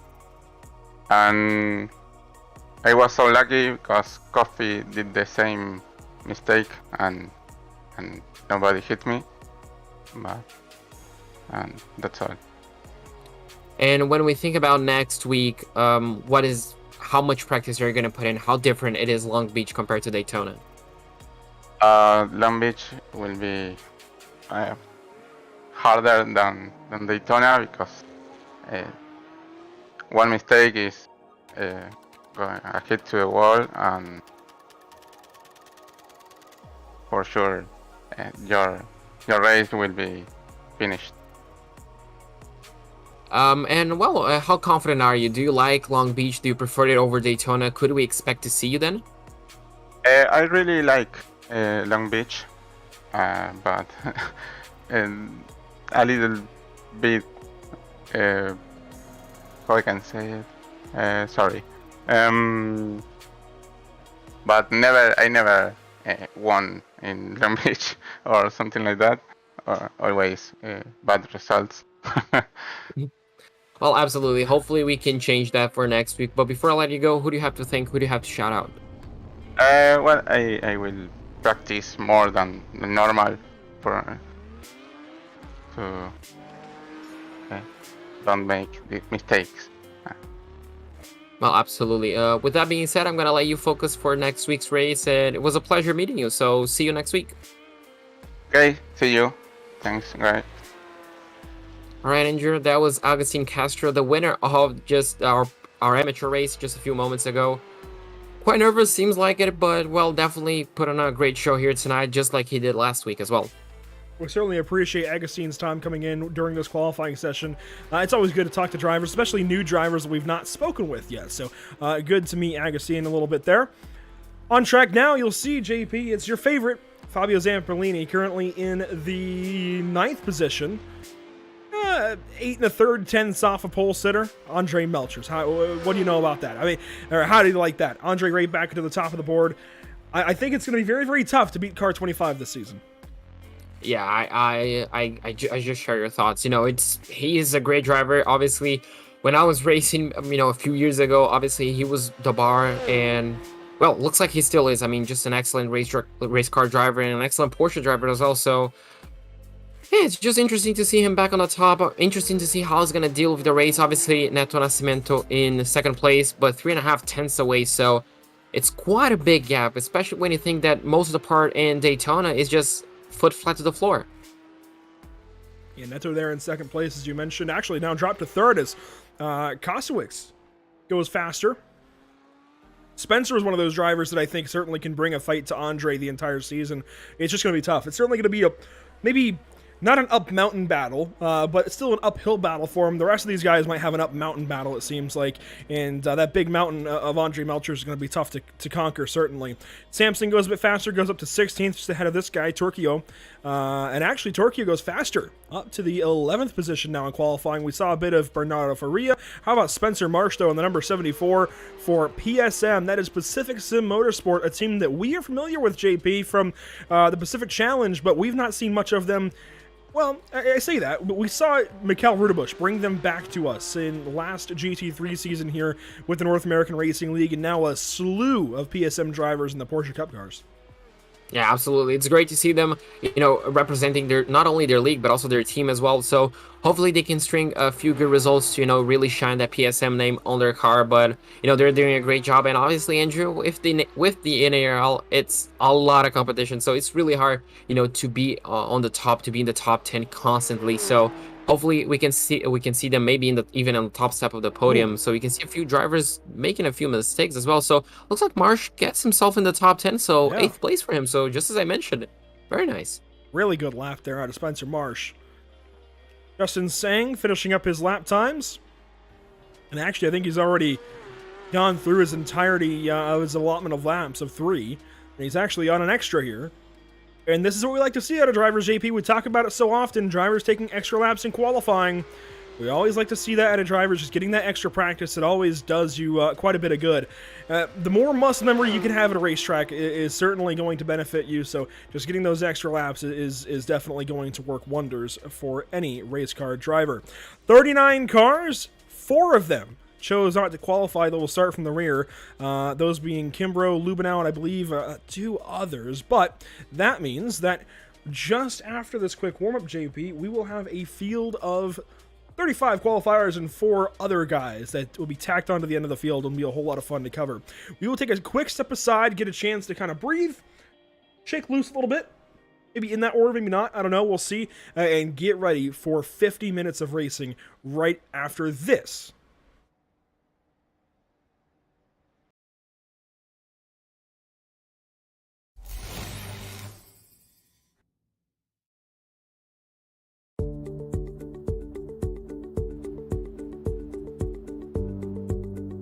Sound art is a product that is a speaker and it's art. We combine it together and we call it sound art. What makes it so unique that any picture can be your speaker? Sound art gives you the high quality sound without the ugly speaker. This isn't a picture with a speaker, the picture is the speaker.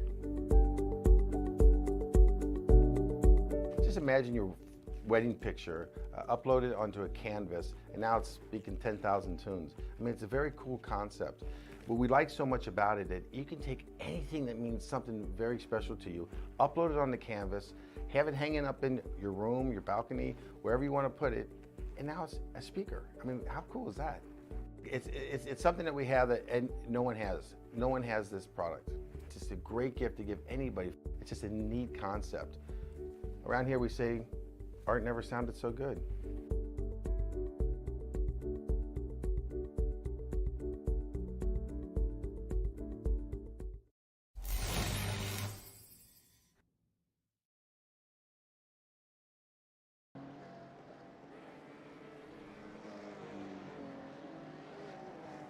Right back to the sim, and you can see drivers getting out there in their warm-up, JP.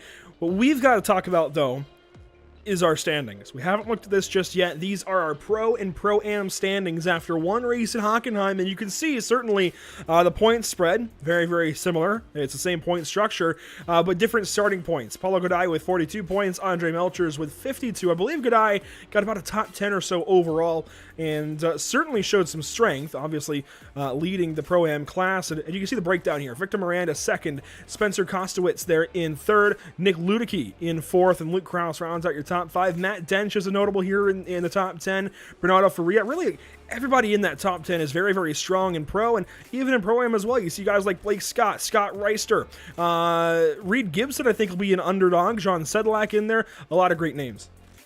Yeah, everybody. I mean, yes, everybody is great on this league as well. But you mentioned a lot of close names, and this championship is very close, and that's something we touched upon on the previous round on the amateur side. You know, just I guess just valuing the time. You know, just drivers putting in the laps, because if one of these guys misses out one race, they're definitely going to be dropping off of the top 10. So it's just really important to keep themselves in contention, and obviously, Andrew, keeping themselves at a strong pace, you know, just really having to put in those results. And obviously we saw plenty of time. Consistency is the key to the championship, and the championship is only going to be over after the 8th round. We saw with Fabio Zamperlini what can happen on the last round. You can just be the 3rd place and the odd man out and just win the championship. So it's still a long way out, but I mean, it's just going to be interesting to see how everything is just going to shake up.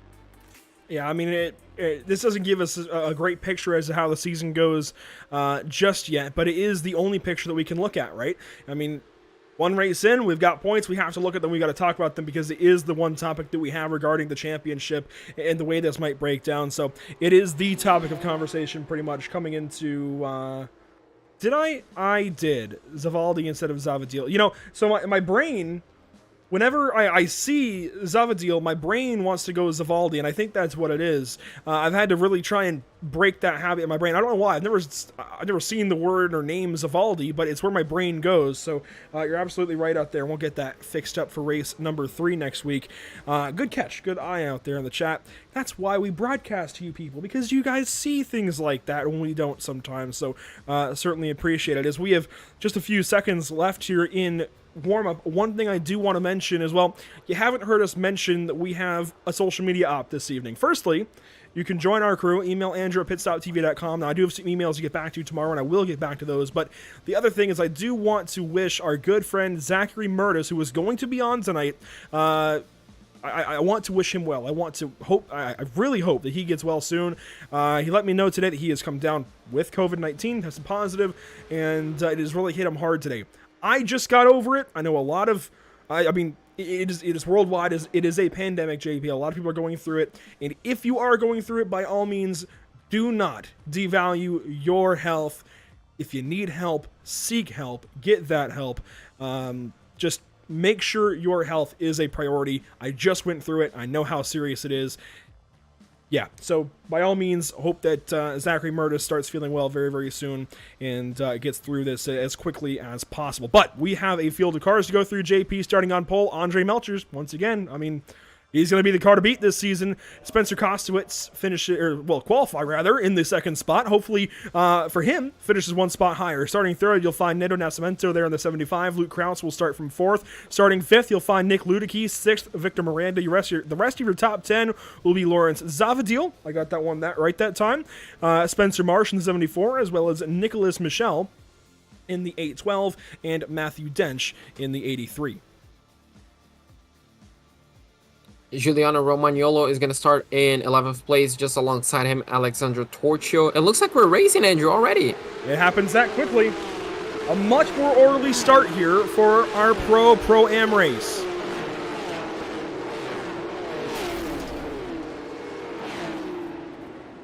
I say much more orderly, and it was, but still some calamity there at turn 1. A good look at this field getting up through the gears and through the S's, and already some battles up front. Yeah, definitely we're going to see some battles. You can see it looks like we had a change for the lead. Oh, one car. Was that Fabio? That was Fabio. Oh, no. Let's go back up front. You can see back up front, we had a change for the lead already. So it looks like, well, we're going to have a lot of shakeups if things happening on lap number 1, Andrew. It looks like the new leader absolutely darted out as we have even more incidents. Oh no! More crashing. Len Haunt, one of those drivers. Kurichet involved. Scott Reister as well. He's on the outside of the West Horseshoe there, and car is getting back rolling. That's what happens sometimes. Back up front, Luke Krause, your race leader, in car 34. Victor Miranda in second. Giuliano Romagnolo back out here. He's in the third spot. Your first side-by-side is a little further back with Matthew Dench and Neto Nascimento, but this is going to be a good battle down to the bus stop. Giuliano sits back. Matthew Dench and Spencer Marsh, how do they sort this out further behind? Well, looks like Matthew Dench gives that spot up to Spencer Marsh. Yeah, just for the time being, maybe just trying to settle in with a good rhythm. Looks like he's going to fall victim for Neto Nascimento. We're going to see him trying to drag race. As you can see, just too close, Andrew. Sometimes that happens when you're too close on the exit of the bus stop. You just don't have the momentum to go around the outside. And unfortunately, the number 75 just does not have the speed right now. So Luke Krause leads that first lap. Victor Miranda second. Great battles throughout. Giuliano Romagnolo to the bottom side of turn 1 takes that spot away from Victor Miranda. Andre Melcher's there in fourth. One lap down and quite a few more to go. Oh, exactly. Still 48 minutes to go, Andrew. So plenty of racing, plenty of changes still to be had on the grid, as you can see. The rest of the top 5 just making their way. As you can see now, the rest of the whole field essentially making their way through the kink. And, well, very orderly, and we don't have a lot of separation like we had on the first race. No, we're not getting that separation at all just yet. We are going to have a quick graphics reset. We apologize there, but trying to get things reloaded here. As you can see, is more Calamity in the West Horseshoe. We'll keep up front, though. Don't want to lose sight of these guys when they're in this line. I mean, JP, anything can happen still with these guys up front. With 50, or well, with 40 cars in this case, a lot's going to happen, and unfortunately, we can't get it all. This is really good stuff up front. Yeah, absolutely. You can see the leader kind of just maintaining that gap that he built. You can see Giuliano just behind him, battling for second place, trying to hold his second place. And Andre Melchers looks like he's still in fourth place, but losing a little bit of a gap. Looks like he caught up, well, all that gap essentially for the time being.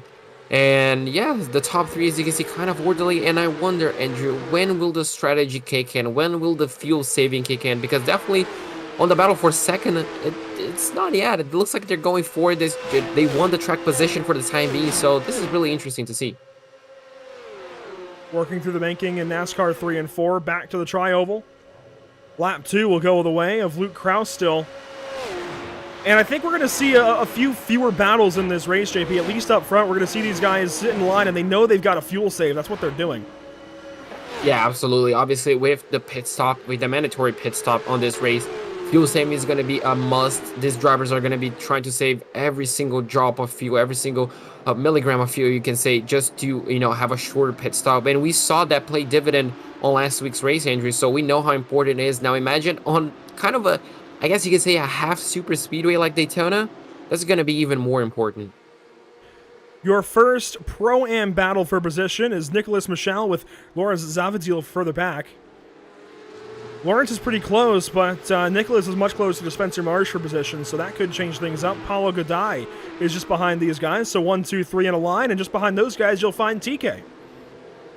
Yeah, TK looks like he is having a better race right now. Obviously, last week he didn't get to the best of starts. Obviously, he got taken out on the grid. It wasn't he, Andrew? So he got a lot of damage early on in the race. So but saving right the now, race much better. And I think salvaged a really good finish. Yes, absolutely. His pace was very strong. Unfortunately, he couldn't really show it to us on the, I guess, the top half of the field on the top 10. But, well, he has a good pace. Looks like he's a bit on his own as well. But hopefully he can, fight his way back to the front guys. But, yeah, we're going to have plenty of battles, plenty of fuel savings. Really going to be an interesting remaining 45 minutes of racing. So, of course, we saw Scott Reister in trouble there at the start. Another driver in trouble in the pit lane currently is John Sedlak of JS Consulting. He'll get back on the racetrack and get back going. Fabio Zamperlini, of course, also had that trouble that first lap. There he is in 37th spot. Aaron Law in the 147 is 36th. Reedy Gibson is 35th. James Hansen is now in the 34th spot, just ahead. So this is where we get to the back end of the field. Blake Scott is 33rd. So a lot of those guys had trouble. You can see the damage to Scott's nose. And quite a lot of damage. You can even see a few bit of damage on the side part of the car. So you can see just how much, just how much time you lose, how much straight line speed you lose with just a tiny little bit of aero damage. So it's really unfortunate to happen early on in the race. Obviously, these guys are going to get it fixed, but looks like we're going to have a replay to see exactly what happened to him of the cause of the damage. We're going to try to get one anyways from the start of this race. We'll see what we can find out. Like, we'll have to go to the replay one more time.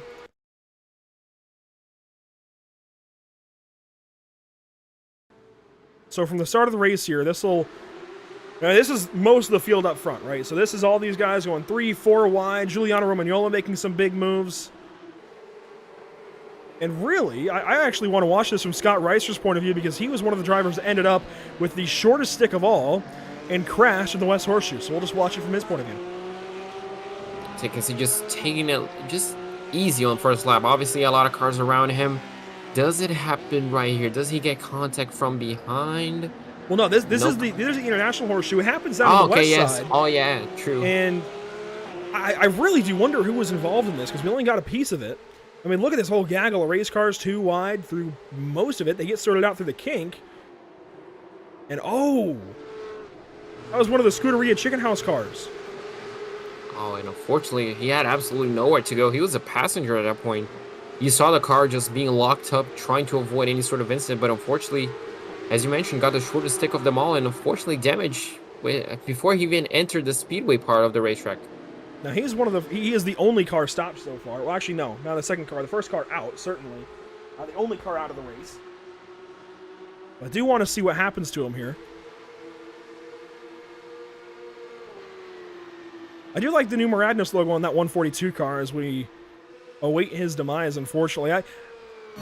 This is one of those situations as a driver where you get sorted out into kind of a pocket, and you're in the battle, but also not in the battle, right? You have space to the cars ahead, space to the cars behind, and you just got to try and close in on those guys ahead, but at your own risk, certainly. Yeah, absolutely. Obviously, I guess it's a tricky spot to be in, Drew, and it's just like a really tricky spot to be in. Just, each and every single choice you make could have consequences, so it's just like, I don't know, we're just gonna have to wait and see exactly what happens to him. Maybe it's just down into turn 1 to see the extra bit of damage that caused him to retire early on in the race, but yeah, it's just really unfortunate, as you mentioned, on the amateur side, just having your race end so early on a 40-minute race. You can see a driver going, why does he come back, and does this bite? No, so still quite early, but it's just unfortunate. You can see even more cars stopped on the grass, so a lot of, not carnage, but a lot of incidents happening early on in the race, which is just, again, unfortunate to see. We'll hop back live with our race leaders as they work back into the trial to complete lap number 5 of an expected 29. Luke Kraus, your race leader.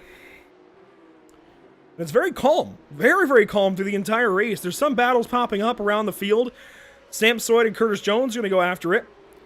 Curtis Jones' teammate Brady Lubinow is just behind. Brian DeVries back there as well. It's in this midfield I think we're going to find the action today. Yeah, absolutely. I'm pretty sure this is where we're going to see most of the moves being made, especially trying, to leapfrog some of the competition, just trying to help each other out to get to the pack in front. As you can see, Luan Hot just trying to close in a little bit of the gap. Getting on the curb. Not a lot of damage. Not going to get a lot of underside and floor damage, I don't think. But unfortunately, he's going to lose a bit of touch with that group in front and definitely going to fall under pressure from the driver right behind him. So that small incident looks like he has also a little bit of damage to his front end, Andrew. So, yeah, so a lot of things, unfortunately, playing against him early on in the race. A good bit of damage there to the center of the nose. He's definitely center punched somebody. As he follows Brian DeVries and Brady Lubinow, Curtis Jones as well. And David Sampson in the 14th spot. This is a pretty good run going for Samsoid. I like what he's got going so far. We saw it was a good day at Hockenheim for him last week, but wasn't, I think, good enough. Wasn't what he wanted by all means, considering he is a pro driver. He's got the I rating to boot. And maybe something better shaping up today. Yeah, I bet he hopes to. He's just a few seconds shy of Tony Kanaan, so it looks like Tony just kind of broke away from this group, and unfortunately Samso just trying to catch up to him, but looks like Tony might be on his own as well. As you can see, a few extra cars. That's going to be the 117 of Scott Kimbrough, so just trying, as you can see, Andrew, just patient. He's not trying to make a move early on in the race, maybe just trying to tag along.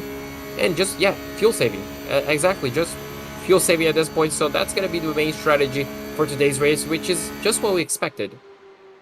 Tucks in behind and now drops to the inside of Mikel Rudebush, who's got some left side damage there. And we didn't find, obviously, what happened to Scott Reister, but it definitely was big, and he felt it was enough to take him out of the race. Justin Sang has also had an issue. Mark Scott is also in the pit lane with a damaged 167. John Sedlak has gotten back on the racetrack. We'll pick back up with Scott Kimbrough, Mikel Rudebush. This is for 20th position. And there's battles everywhere, JP. Another battle behind these guys is Lowy Santi and Nick Peterson. Nick Peterson in one of those beautiful stock GT3 Cup cars, GT3 RS cars. I love that paint scheme. It's just so simple. It is what you would see on a factory Porsche. I love it. Yeah, absolutely. It just looks so good. It kind of looks like a road going car. Yeah, it's just exactly. That's what you would see on a real Porsche GT3 RS. Yeah. I love it. Yes, it just happens to be on Daytona racing against the Cup cars. It's just nice to see. And obviously, I love the yellow on Porsches. They just look so good. It's one of the few cars, I guess, it looks really, really good. It looks proper on yellow. Let's head back up front for just a moment to Giuliano Romagnolo and company. Now, Giuliano, one of the top drivers here from Radness. And it looks like he was initially signed up in car 72, has been changed to 55, so that'll have to be reflected next week at Long Beach. Oh, and Kraus down onto the apron for a moment. I don't know if you want to do that. These cars can take curbs remarkably well, but that transition back up onto the banking might be a little bit hairy, as you see purple lap there out of Nick Ludicky. And he's actually become the top driver for Vendaval Sim Racing, it looks like, because Spencer Kostowitz is a couple of spots back in 7th. Yeah, he's currently leading his teammate. Just one car between those two is Neto Nascimento, looks like. So, just trying to lead that team. We saw them essentially running together at one point in Hockenheim, but obviously his teammate got the early pit stop, obviously the big undercut, which ended up working well for him. So I wonder, Andrew, I don't think we're going to see too many undercuts on Daytona, just because you really need to be on the slipstream to be fast, to stay in the group. But, well, we're just going to have to wait and see. And obviously something that I've noticed is the number 25, Melchers, he's just not that close to Victor Miranda as I hoped. I'm not pretty sure if he's just biding his own time, just getting within that safe window of slipstream, but, we haven't seen him as close to Victor Miranda as Victor is to the number 55. I don't think he really needs to be. You get a little bit of draft anyways, and you're able to just save by lifting early, coasting into corners. You don't want to touch the clutch. That could certainly lead to bad things when you get back onto power, but maybe you want to touch the clutch a little bit. Maybe you're braking to, I don't know. It's so finicky, so tricky if you do it. But you're right, he has fallen back actually quite a ways, and Victor has that pull from the cars ahead. This is starting to get into a danger zone of losing the draft of the cars ahead, and look at this. Ludicky with company from Nascimento, that's only going to hurt him worse. Yeah, exactly. It looks like they're gonna be losing touch with Melchers, but looks like Neto is just, easing it back, just easing it lap after lap as we have a change for the lead. Looks like Romagnolo got the lead over Kraus, and that's going to slow a lot of them down and bring that gap once again closer, Andrew. So this is not what the top 3 wanted, but I'm pretty sure is what the 4th place and back really does want. I didn't expect that out of Giuliano. I thought he would have been content to sit behind Luke Kraus for the remainder of this race, or at least until our pit stop. I wonder then, are these guys going to push the earlier stop? That's going to be interesting. Obviously, we saw a bit of strategy to essentially allow the driver to overtake. Obviously, Kraus could have also just let Romagnolo pass to save a bit of fuel himself. Yeah. He has been leading since lap 1, so that's 15 minutes already punching the air. Obviously, he's going to be trying to lift and coast a little bit himself, but, well, it's obviously easier when you have a car in front of you. Pro-Am leader is still Nicholas Michel, just over Lawrence Zavadil. Paulo Goday is now over a second behind these two. 4th in class would actually be Curtis Jones back there in 16th overall, battling with Samsoid. In 5th, to round out the top 5 in their class, would be Juan Haught with Brian DeVries a little further back. Scott Kimbrough also in that class. So Pro-Am is a pretty good little battle. A little more split up, obviously, than the pros, but good racing nonetheless. Let's actually go on board with Lawrence here, battling for that race lead in Pro-Am. Look at the traffic ahead. Yeah, just a lot. That's slipstream galore, I guess you can say. Just a lot of drivers just within that slipstream train, but barely on the edge, everybody injured. Everybody's kind of spread apart. It looks like we're just going to have to wait and see if Sabadell is going to maybe try to go for the lead. No, just backing off. As you can see, the speed just 177, 176, but then he just kind of looks down the inside, maybe trying to upset his competition and goes deep under braking. So I'm not pretty sure that was a mistake or an intended line, but well, I'm pretty sure we should expect this, just trying to save fuel, but at the same time applying pressure to your competition. You know what this looks like? And this is actually towards the front. There's a little bit of contact there with Savadil and Michelle. But you know what this looks like, JP? Is before LMP2 had been added, and well, actually, even with LMP2 now, when you get those single split Daytona 24 races, the 24-hour races, you just in a line, you're in the mid-race, there's not a whole lot to fight for. That's what this looks like right now. These guys are just in a line. They know they've got to get to the end of this race. They know they can't battle too much just yet, so they're just trying to bide their time and see what they can do. That's exactly what this race feels like right now. You have Romagnolo, who has decided to go out into the lead, maybe test it out for a little bit. Kraus, who wants to draft. Miranda, Melchers, Ludicky, all in a line. This entire top 10, 12 even, all in a line, just chilling right now, just drafting. Yeah, absolutely. This is the part where you just try to save as much fuel as possible. Obviously, they do have spotters, friends that are just helping them with traffic, and obviously they do have systems. Obviously, they do have software that are just helping them with fuel. So, this is just a time to relax. Just try to save as much fuel as possible. And obviously, we talked about last week. A lot of drivers saying after the first pit stop is when the real racing starts. So after the first pit stop, we should expect to see drivers going side by side, diving into corners, being more aggressive. But for now, he's just calm and collected, trying to stay in that position, but obviously up in front. On board with Tony Kanaan, and he'll wrap up his own lap number 10 here. What's interesting is, as we've documented, he's in a bubble of his own, but he's ebbing and flowing, I think, to the cars ahead. He's not able to save the fuel that everybody else is. Shorten up his pit stops. We might see him drop back to the guys behind of Brady Lubenow and David Sampson, Curtis Jones, and some of the others, but he's going to have a good race, I think, going regardless. He's just been able to be safe here and run nice, clean laps. That's what's very important in these 15-minute races. It's tough to keep your car clean. It's tough to pace yourself for 50 minutes and not have at least some kind of mistake, but he's doing a great job of it, and I mean, makes sense. He's a professional race car driver, plenty of accolades to his belt. It would make sense that he is one of those guys that is able to keep this car clean, especially in this circumstance where you don't have cars as a reference. You don't have a car to chase. You're just out there left to your own devices trying to lap and do so quickly. Let's go back up front, though. Romagnolo now with maybe a little bit of company from Kraus. Does Kraus want that lead back? Yeah, this is interesting. Looks like they're just pushing. We mentioned bump drafting. We know how dangerous it can be, especially on these cars, just race-built cars for road courses. So it's kind of difficult to get, but it looks like these drivers have absolutely nailed the technique to do it. So it should be safe, but Andrew, I guess danger always looms when you're trying to do stuff like that, especially with cars like this. Here's the battle, Blaine Spalding and Kevin Kuriche. Of course, Kuriche, the one Uruguay driver that we've ever seen on Pit Stop TV. He's going to go to the inside here of Blaine Spalding.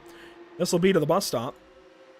So a move from Kevin to the inside will take the 25th place away. Joshua Lewis will now sort right behind, and I believe, are those two teammates? I can't tell, actually, because Blaine Sparling is in a very similar livery. Yes, those are teammates. Scuderia Chicken House liveries. I say similar because it's similar style, but different liveries, certainly. Pink versus gold, and certainly different designs. But teammates there with Sparling and Lewis. James Hansen is just behind these two. And how about James Hansen? We've talked much about him back in the Pacific Challenge days, but not much in these last 2 weeks. Currently 28th. Yeah, not a lot to talk. You can see now him making a move, not wasting a lot of time behind these guys, just trying to make those inroads as quickly as possible. But yeah, as you mentioned, not the greatest of starts of the season for him. I'm sure he has a lot more pace to show, just maybe a few bad races. And that's what I'm talking about. Just going for gaps, not wasting a lot of time. He just wants to be up in the front, which obviously could hurt. But, well, if he's confident up in the front, Andrew, who are we to judge? Obviously, he wants to get, as many positions as he can. And it looks like he wants track position for the time being. So now into position 27 as he passed Blaine Sparling in the 159. Will sort in behind Blaine's teammate. And actually, Blaine Sparling losing a spot here to Paul Ricciabene. And so Paul moves up to 28th.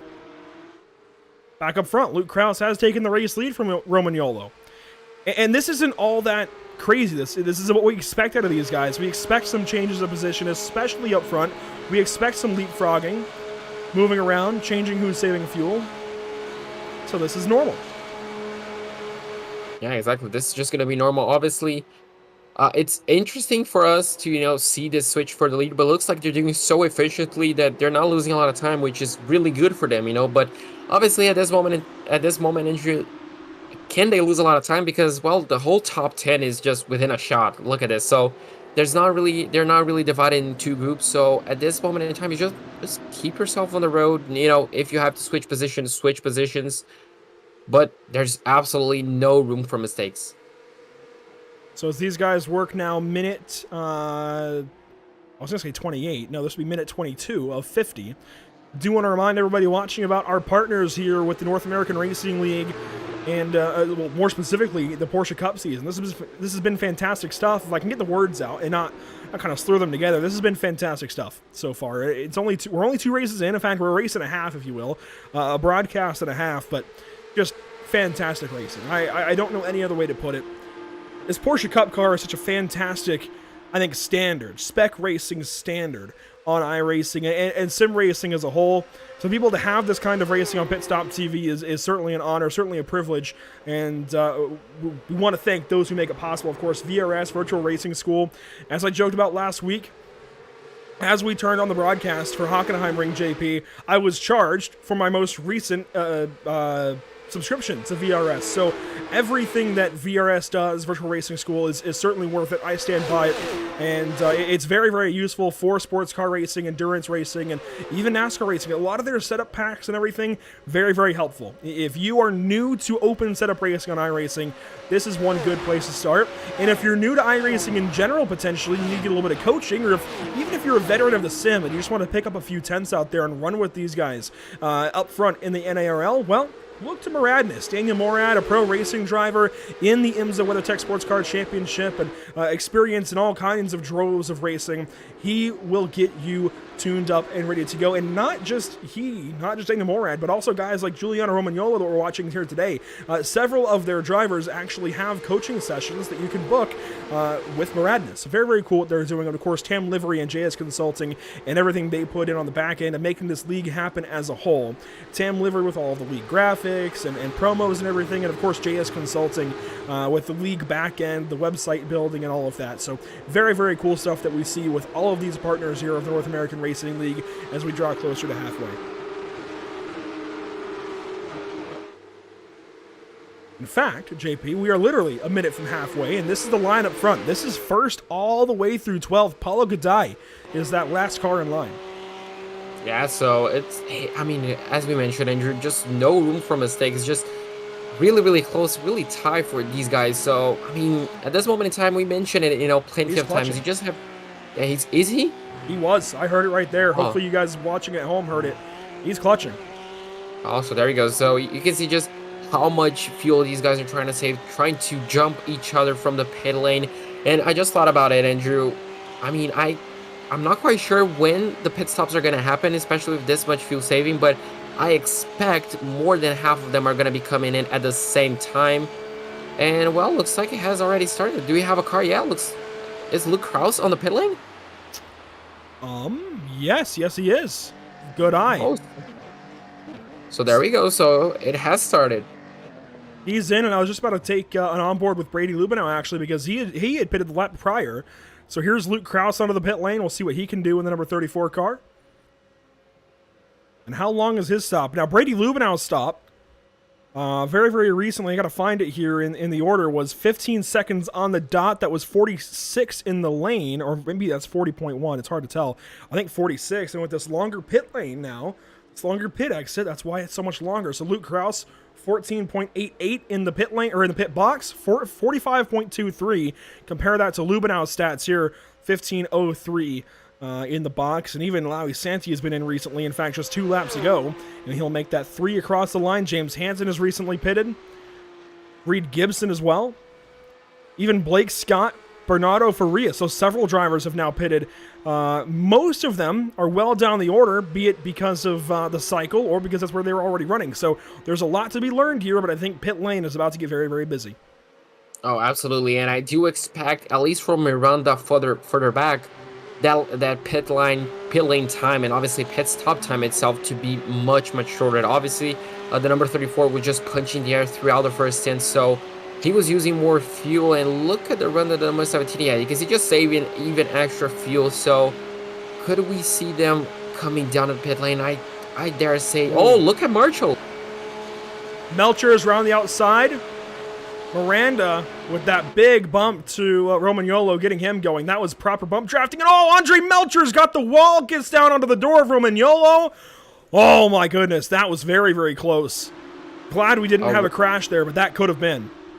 Yeah, that could have been a massive crash. It looks like the racing has already started even before the pit lane. So right now, all these guys want track position, obviously, to rejoin on the pit lane, to have the best opportunity possible to come out ahead of each other. So you can see the number 25. Oh, even contact Nick Ludicky and Victor Miranda. So now it's proper racing, Andrew. This is what we were expecting. This is what we were waiting for all this time. No. That's a mistake of his own volition there. He's going to get back on. Nick Ludicky for Vendaval Sim Racing. Big mistake. Oh, that's going to cost him so much time. We go up front. Andre Melcher, second place. Giuliano Romagnolo going to work up a bit of a gap. Victor Miranda, third. Neto Nascimento there in fourth. Do these guys get back together by the bus stop? Oh, I think they're going to start coming together, and I think most of them are going to be pitting. They're racing really hard to not come down in the pit lane this lap. So it's just going to be interesting how many. You can see even Melcher's still fuel saving. Everybody's kind of just fuel saving at this moment, but you can see the gap between Melcher's and Miranda really closed up quite a lot, and you can see how dirty that windscreen is, Andrew. That's what happens when you follow someone for over 20 minutes. So now only a few seconds to answer our question. How many people will dive into the pit lane at the end of this lap? Here we go. We should expect them in here. Giuliano Romagnolo, no move to the pit lane yet. In fact, they're not coming in just yet. Matthew Dench, wow. No.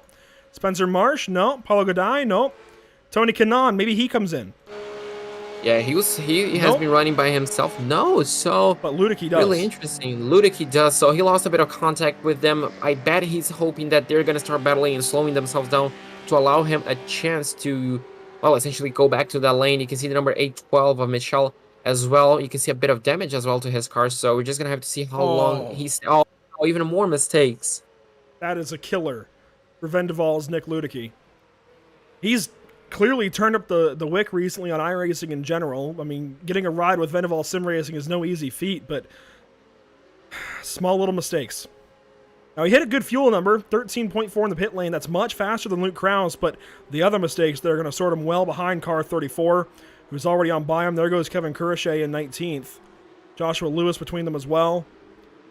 That is killer for Ludicky. That is big. Yeah, you can see even with the shorter pit stop time, his overall pit lane was longer than the number 34, so yeah, just 3 seconds quicker on the pit stop, but still a second slower overall, so you can see how much that costs. But yeah, unfortunately for him, a string of mistakes, that's definitely going to take him out of contention so far for the battle for the lead. So it's just going to be interesting, Andrew. How much fuel did these guys save? It was 13.4 the quickest.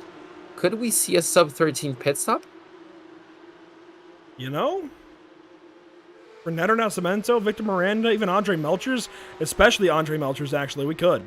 Let's go on board with Andre. Does he pit this time? I think this is the cutoff. You've certainly got to pit this time, right? No, they're going to keep rolling. I like this. They're leaving us guessing. We don't know exactly what's going to happen here. I like this unknown. But we're going to see a few drivers have to come in sooner and sooner, and that's right back out to the wall. Andre's got to be so careful of that. I think that's the second lap in a row that he's flirted with the outside safer barrier there into turn one. I get you want to get the arc, but you've got to be so careful. Oh yeah, he's just threading the limits. You can see even more cars coming down in the pit lane. We have two more cars battling down into turn one. That's a Pacific Sim Motorsport. Tony! We have, oh no, Tony Kanaan as well for a mistake. So Nick Ludicky, you shouldn't be yourself too much over that mistake. You can see champion just did it. Yeah, just did it. So it just happens. You can see Bonifacio as well on the pit lane, Torquio as well. So a lot of drivers coming in. Tony with a 14.6 pit stop. I guess that's kind of expected by, he was just running by himself throughout the whole stint, so not a lot of fuel to be saved there. You can see Fabio Zamperlini as well coming down. And you can see even more cars. You can see the number 173. How long is it going to be his stop? 13.8, so that's a strong pit stop as well. Kirche is in. Joshua Lewis is in. Blaine Sparling. Lowy Santi will keep going. Aaron Law will keep going maybe. A lot going on here. Aaron Law is actually going to come in pit. Very aggressive pit entry there, right down to the inside of the racetrack. Let's get back to our race leaders. They're into the bus stop. I think this is the number, right? This feels like as long as you can go, and we keep saying that, but they've gone already a lap longer, and a lap here is, what, 3.4 miles, 3.5 miles? That's a long ways to save fuel. I mean, I don't know. We'll see. You can see Melcher's going to the outside of Romagnolo. He must feel safe. Romagnolo is going to peel off. The rest of these guys stay on the track. Miranda was going to peel off at one moment. I'm pretty sure he just decided to stick by Melcher. So you can see even more cars. Looks like 1, 2, maybe 3. Yeah, 4 cars down into the pit lane. Matthew Dench leading that small group of 3 cars. Marsh as well right behind him. So, well, that's going to be interesting. Zavadiel as well. So this is going to be a race, Andrew. Right now you want to maybe underfuel your car a lot. And I was just going to mention, last season, we were all the time, oh, is this going to be the lap they're going to come in? So yeah, we know we are in the NARL league. Kimbrough with a slight adjustment into his box, but he gets in. Nick Peterson as well on the pit lane. Brian DeVries, Curtis Jones in. Let's see what the time is for Romagnolo as he leaves the pit lane. This will be a good look at just how tight this is. This is not any easy feat getting out of the pits here at Daytona. 13.17, 13.17 is very quick in the box. Luke Krause is coming up behind him, and he gets out well ahead of Luke Krause. That is big. That is big, but Luke might just be in the slipstream range. I don't think he is. It's close. Yeah, it's close, but Romagnolo was leading that group, so the rest of the field is going to come out really close to Krause. But Krause was leading when he pitted, wasn't he, or was he second? Either way, he was right there with Romagnolo. So interesting to see how that delta is going to work out. There's Matthew Dench just behind Luke Krause, and I do mean just behind him. Spencer Marsh there in line, so these guys held nice. Zavadil there. Nick Ludicky is a little ways back, and then you find Nicholas Michel, who is in the front. Tony Kanaan on the other side of the horseshoe. And here we go, our leaders. Out of NASCAR 4, do they pit this time? We think they have to. Yeah, they must have to at this moment in time. You can see Victor Miranda getting an excellent run. Victor dives down into... You're kidding me, Andre. Wow, Andre's really threading the needle. His car is going to be... Oh, you can see the rest of the field. So Andre's going to be by himself. The rest of the top 5 essentially just comes down into the pit lane. Yeah, everybody else is in. The only car left running that has not pitted yet is our race leader, Andre. And we know how much he was talking about fuel saving, how much he was talking about drafting, even last week at Hockenheimring. And I wonder, was he the last one to pit last week as well? I know he waited a while. He held out on the pit lane for some time. We'll see. Other leaders that are in, you see Spencer Kostowitz. Victor Miranda just went by, and Nito Nascimento as well. Yeah, 12 seconds, 12.7. So Kostowitz was 0.7 of a second quicker than Neto Nascimento. Victor Miranda with 11.5 stop. Wow. That's a NASCAR pit stop. That's, yeah, I bet that car is underfueled as well. It has to be, right? You can see the gap. Look at how further ahead they are from Romagnolo. So it's really going to pay off. So I wonder, Andrew, how quick his Melcher's stop's going to be if he wants to jump Miranda? It's a good question. He's got this lap out there bearing the full brunt of the air.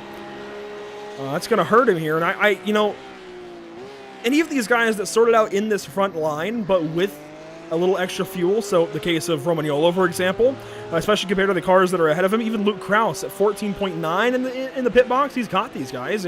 He's got more fuel. He can actually race. These other guys, they're going to have to save. I feel like anybody who took that little bit of extra fuel is Romagnolo, a big mistake.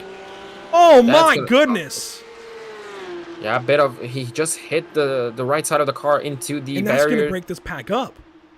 Yes, that's gonna cost him a lot. That's gonna cost him even straight line speed. So his chance to lead the race or maybe even lead a pack could really be hurt. Now the number 25 finally comes down into pit road.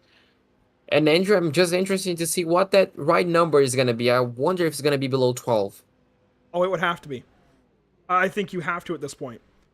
You have to do everything you can to get out in first. What you do from there is kind of on you, but I just don't think you want to get behind in this group. You don't want to have to be racing for it. 11.18. There we go. That is just faster than Victor Miranda by a couple of tenths in the box. Here comes Miranda into turn 1. This is going to be close between them. No, this is actually, yeah, this is going to be close. You can see Melcher's just getting away, getting onto the throttle right now. And yeah, Miranda's got a second back to third. Yeah, so they're two are just going to be on a race of their own. So you can see Miranda 1.3. That's barely on the edge of the slipstream. I don't think he's going to benefit from that. So, wow, indeed. Everything that we watch in the first half hour is tipped over on its head. These gaps are really staggering. I did not expect these gaps at all, but Andre Melcher's leading once again. Victor Miranda second, I feel like once again. Spencer Kostowitz right back at a good spot. They're in third. Neto Nascimento is just behind, though. These two might be in the catbird seat. If they can leapfrog and draft up to Victor Miranda, it's going to be tough for them to make up 3 seconds on Andre Melcher's, but they've certainly got to try, and they've got the best chance to do so. Yeah, absolutely. If they work as a team, at least for a few minutes, they can definitely catch up to one of those guys. But looks like they're going to be wanting to battle. You can see Kostowicz, okay. you know. These leapfrogs are okay because you can keep drafting and actually save speed. If you bump draft, if you lift, that's when you lose time. Yeah, absolutely. So right now, Kostowicz should get, you know, the slipstream again and pass Neto Nascimento to maybe catch up to Victor Miranda, but it's going to be really close. Obviously, at one point in time, Andrew, they're not going to be wanting to leapfrog. They're not going to be wanting to work as a small team, so it's going to be interesting to see what happens when that time comes. And you can see just, yeah, bump drafting a little bit, saving even a little bit of fuel maybe, so interesting. They made a few tenths up on that lap. They've got to make up a whole lot more. I mean, they have to be perfect here to the end, and they really need Andre Melcher's to have to lean back a little bit. You wonder if he's going to have to. Even if he just has to back up to Victor Miranda, and that actually might be in his best interest, to have a race for first and second to avoid a race for third and fourth. Could be an interesting challenge as well. Oh, this is actually, I don't know, this is just so interesting. Yeah, this is really fun. And Victor is catching up slowly but surely. You can see the gap is down to 1.1, 1.2 seconds, but unfortunately he looks like he ran wide, so all that work that he did just goes away just like that. Let's check further back in the field. Luke Krause in 5th. Giuliano Romagnolo there. Stu, as he's known, in 6th position. Matthew Dench, 7th. 5-Star Motorsport colors looking good. Spencer Marsh there in 8th. And Lawrence Zavadil and Paulo Godai. That is your battle still for Pro-Am victory. Nicholas Michel is a little further back. In fact, somewhere to the tune of 7 seconds behind. As he comes up out of turn number 6 and onto the oval now. Been a good run, though, and look at who he's ahead of. Tony Kanaan. And not only just ahead, 5.7 seconds ahead of Tony Kanaan. And Tony Kanaan finally has company, which is interesting and good to see. I mean, we have to stress is, I know we're kind of, you know, we always kind of fangirl a little bit over Tony, and I think warranted to a point, but this is really cool for guys like Curtis Jones and Rafael Bonifacio. Is that right? Bonifacio, I think. For these guys to get to race with Tony Kanaan, potentially their hero, right? Or one of their heroes, at least one of those guys that they look up to, certainly in racing, in pro motorsport. To be able to race with him on iRacing is always really cool, and be able to race with any of these pro drivers is really cool. My roommate ran with Dale Earnhardt Jr. in his NASCAR iRacing Series race on Sunday night.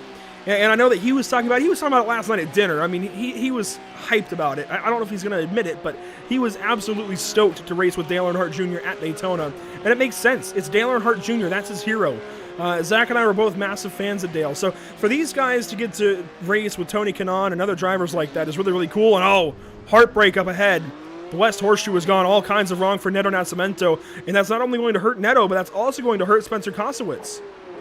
Yeah, absolutely. It looks like he's going to be losing his drafter partner, and unfortunately might just lose his chance of battling for second or even for first place as well. So unfortunately, a small mistake for the number 75 ends up having big consequence for the number 18, who's not even his teammate. Yeah, this is going to be big. The top 3, I think, is about locked in unless one of them has a big mistake. Yeah, absolutely. And That's going to be interesting. You can see Victor Miranda kind of just closing in the gap a little bit, kind of using that slipstream just a tiny little bit lap after lap. And Andrew, that point you brought up, you know, just racing with racing legends, you can say, you just, you know, it sparks a memory in your head and just fixates it. So I'm pretty sure each and every single driver that has a chance to battle with Tony Kanaan is really going to, you know, enjoy this memory, and it's going to be stuck on their head, because I remember the day I raced against Max Verstappen. Racing is kind of a strong word because he lapped me within 20 minutes of racing, but it was really fun and it's really stuck on my head. You know, it was 2018, so 4 years ago, and I still remember that race.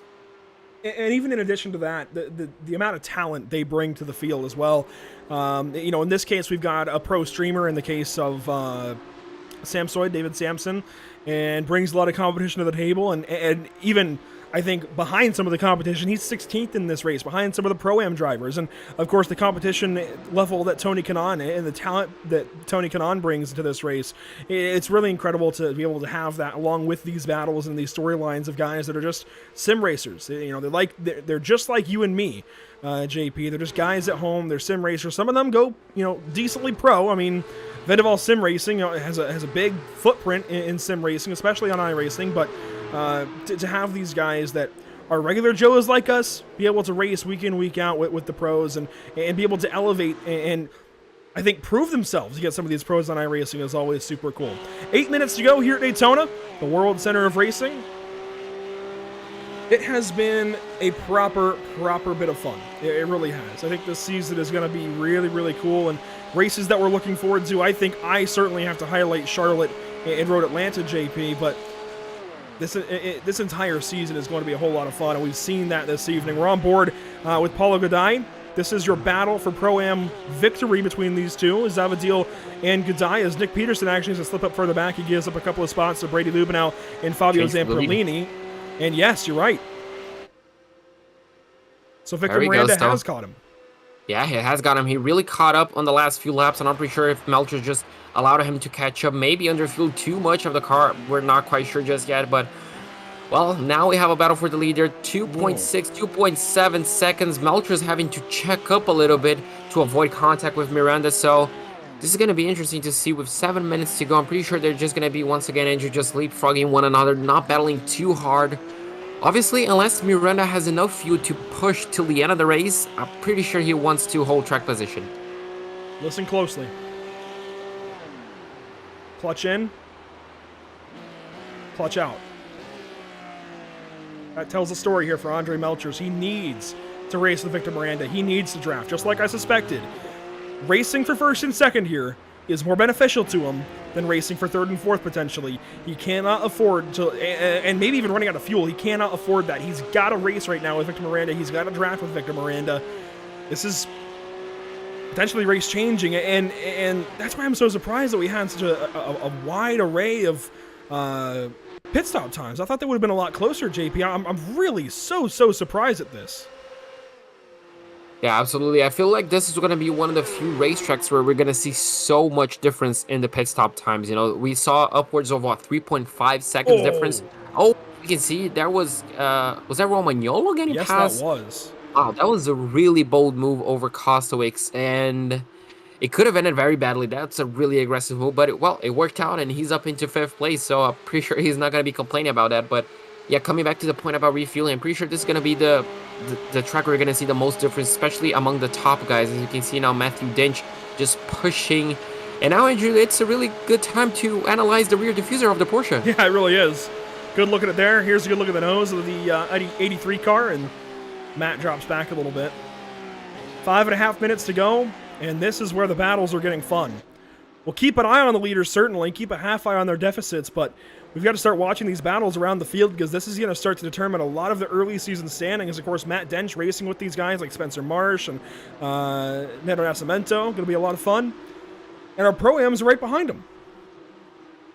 Pro-Ams, and that battle is still very much alive. It's going to be interesting to see if Paulo Gaday has anything to do with, has any pace or any sort of advantage over Zavadil, because obviously they're kind of stuck in this slipstream battle, in this slipstream train, so it's really hard to make up time, but it's really easy to lose a lot of time as well. It's just really easy to make a mistake. We saw plenty of those happening, especially in Neto Nascimento. So just a few minutes left, and we're on lap 26 of an expected 29, JP, but that number is going to come down.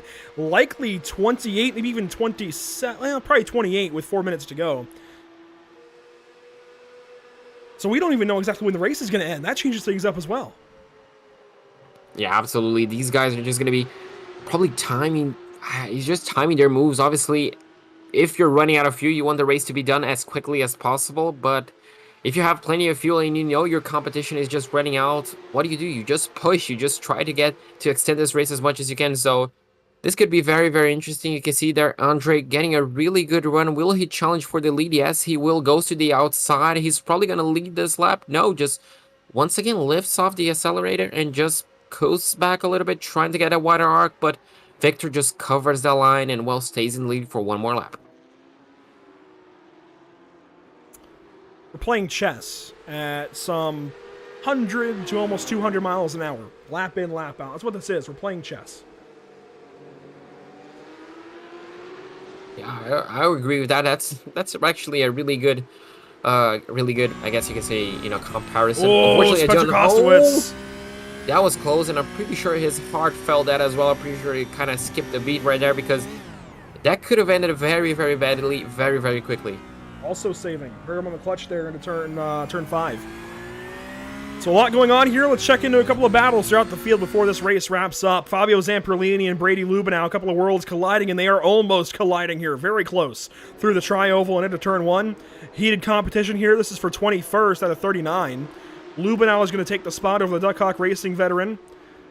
And, of course, Season 1 champion of the North American Racing League GT3 series. Yeah, absolutely. He was, I guess, can you say the underdog for that occasion? I'm not quite sure, but he definitely was happy with the championship result. We definitely did not expect halfway through the race, but, he was a worthy champion nonetheless. And right now, trying to fight back after turn 1, you can see trying to go around the outside of the second horseshoe, not really going to be able to, trying to get a cutback line, and looks like Romagnolo got a really bad run, maybe another touch in the wall, but he's losing position. Yeah, he's losing a lot of positions. That car is broken. That car is not steering right. The way he's kind of swerving, yeah, you can see him there trying to hold the steering wheel. That's a good look at it. He's going to have to pit. You're kidding me. This is big. Heartbreaking. That is and that could be race over painful as well. I don't think they have fast repairs. That's likely going to keep him in the pit lane these last 2 laps. We did just get potentially, I think, 2 to go. Yeah, and obviously, even if they do, it looks like they don't. So that's going to be race over for the 55. Wow. That is heartbreaking there for Giuliano Romagnolo. We are at 2 laps to go. Victor Miranda into turn 5. Andre Melchers following him along. Oh, something interesting. The gap to Luke Krause is coming down. Yeah. It was 3.2. So I wonder if the number 17, if Victor Miranda is just slowing the pace a little bit, allowing Luke Krause to maybe reel him back in to make sure that the number 34 battles the number 25 and gives him a little bit of breathing room. And of course, Luke Krause took much longer in the pit lane, but when you're able to run like this, not have to worry about saving fuel, well, you can push. So when these guys are saving fuel, lifting a little bit earlier, you can push the braking zones like the bus stop. The bus stop in turn 1 are your heaviest braking zones, your longest braking zones, but also your 2 big saving opportunities on this lap, which means that's where you tend to make up time if you're not saving fuel. Those are easily the 2 biggest places to make up time on this racetrack, and we're seeing that out of Luke Krause right now as he continues to try and close in. It's going to be close. He's a second and a half back. Those 2 ahead, of course, are drafting, but it's gonna be very, very close. They come back to the tri-oval. White flag is out, presented by Whiplash Simcams. White flag last time out for these guys battling. And look at the gap, Andrew. It's already down to 9/10 of a second. He's really closing. These guys are really saving fuel. So, he's already there. He's essentially there deep, already. Yeah, unfortunately went a little bit deep. Kostowicz as well, just behind him. So maybe feeling a little bit of pressure, but wow, last time out for these guys. Obviously, the heart is racing at this point. So who's going to be number 17, the number 25, the number 34? It's still wide open. And, of course, a great battle behind these guys as well. Look at this behind them. Neto Nascimento, Matthew Dench, Spencer Marsh, Lawrence Zavadil, and Paulo Gadai, your top 9 in a line here. and battles throughout Oh, the entire that's field, and mental. Neto way off the racetrack of the West Horseshoe on the that's his final lap. Second mistake. Heartbreak for Devena Esports driver. And he will fall all the way back to Nick Ludicky. They will battle it out for 9th and 10th, it looks like. Back up front, though, Luke Krause is there. Does he make a move into the bus stop? Does he wait for out of the bus stop? I'm pretty sure Miranda just wants him to make a move into the bus stop, but obviously, Andrew, if he just holds back, he's going to have double slipstream, and he could be the winner. Obviously, you can see Miranda going a little bit slowly, backing everybody up, and that could really help. And you can see Melcher's just trying to back up, trying to get that slipstream, trying to get that slingshot, and, well, slowing down Krause a little bit. That's going to hurt the number 34, but look at the slipstream now Melcher's has. 3.5 tenths of a second. That's definitely going to be enough to catch, but is it enough to pass?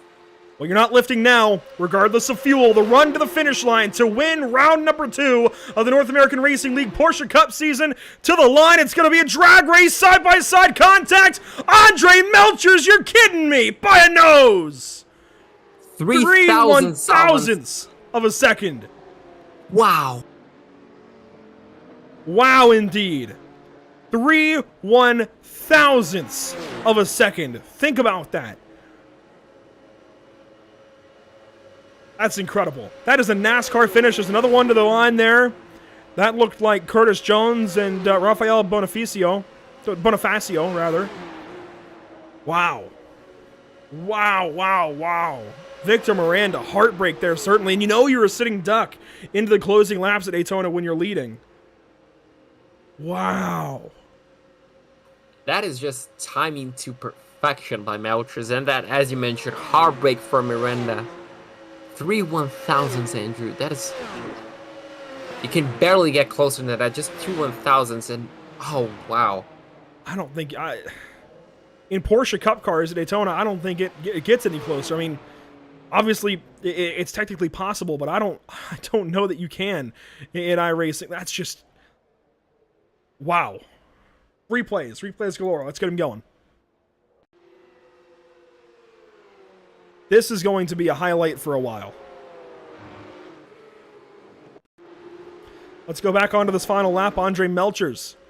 You can see here, he is sitting back. He's going to back Luke Krause way up. Luke has to kind of scramble at that point, trying to figure out exactly what he needs to do. Let's watch from Luke Krause's point of view as Melchers sets this up beautifully. I can't believe he's just gone back-to-back in this fashion. And you can see at this point, as you mentioned, just foot flat to the floor. You can see Krause is just getting the, just 2 slipstreams at the same time. You can see he goes down below, kind of hugs that yellow line. You can see the number 25 just kind of block him. Oh, Victor even got a push, so the gap was going to be even bigger if it wasn't for Luke Krause. Yeah, you have to wonder what would have happened there if that bump maybe hadn't come that same way. Let's go back to where they pop onto the oval here and just watch this entire setup. This is just masterful stuff out of Andre Melchers. He was saving fuel so aggressively the entire race, especially here at the end. Backed himself up, allowed Victor Miranda to pass, saving fuel. I want to know what his fuel number was at the end. I want to know how much fuel he had there coming to the line. I would love to know. At this point, you can see just Victor goes a bit defensive. You can see how much Andre just backs off. He even goes defensive for a little bit to not allow Luke Krause to get past him. And at that point in time, Victor, well, it's just a sitting duck. He's just foot flat to the floor. Try to keep the steering wheel as straight as possible. But at that point, just, as I mentioned, a sitting duck. You just have to hope that your run was good enough. And you can see Andre just closing in at this point in time. And he kind of thinks about going defensive at one point, I think. Just goes back to the outside. And there you go. You can see the bump really did help momentarily the number 17. They got a bit of a touch. That net code between Miranda and Melchers, I think, did Miranda in. There's that little bit of resistance and certainly scrubbing speed on the apron like that. I wonder if he had popped back onto the apron and back up onto the oval and straightened out. I wonder if this result would have been any different. That is the margin across the line. That is incredible. That is just fantastic to watch. That is a NASCAR finish again. I mean, that is absolutely what you see in a NASCAR race here at Daytona, and we just got it in a Porsche Cup race. One more time, and then we'll talk to our top 2 of each class. This is just incredible. We'll watch it from high above the speedway at the tower. This is going to be a highlight for a while in North American Racing League. This really is. This is going to be one of the best finishes for some time. Oh, absolutely. This is one of the highlights, I guess, finish even for us at Pit Stop TV. So it was just amazing to watch. I can kind of feel the heartbreak for Victor Miranda. I can feel, I guess, the joy from Andre. Yeah, Luke he was going to really have a great close. opportunity, but Andre backed him up there, and that's what changed the entire race. I guess if Luke, I don't know if he was even further away, I'm not pretty sure that would have made a difference, but definitely if Victor backed him up, it nearly worked for him. But think about it, Luke was 3 seconds away with 2 laps to go. And you know what? Oh, wait a minute. I wonder. It looked like Victor Miranda slowed down pretty aggressively, like pretty suddenly. I wonder if there was a sputter. Let's go on board. We'll bring the music down. Listen.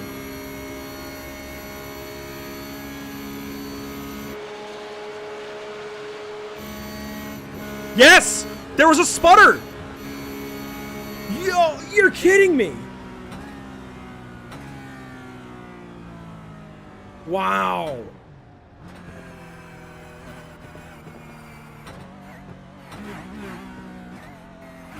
Victor Miranda.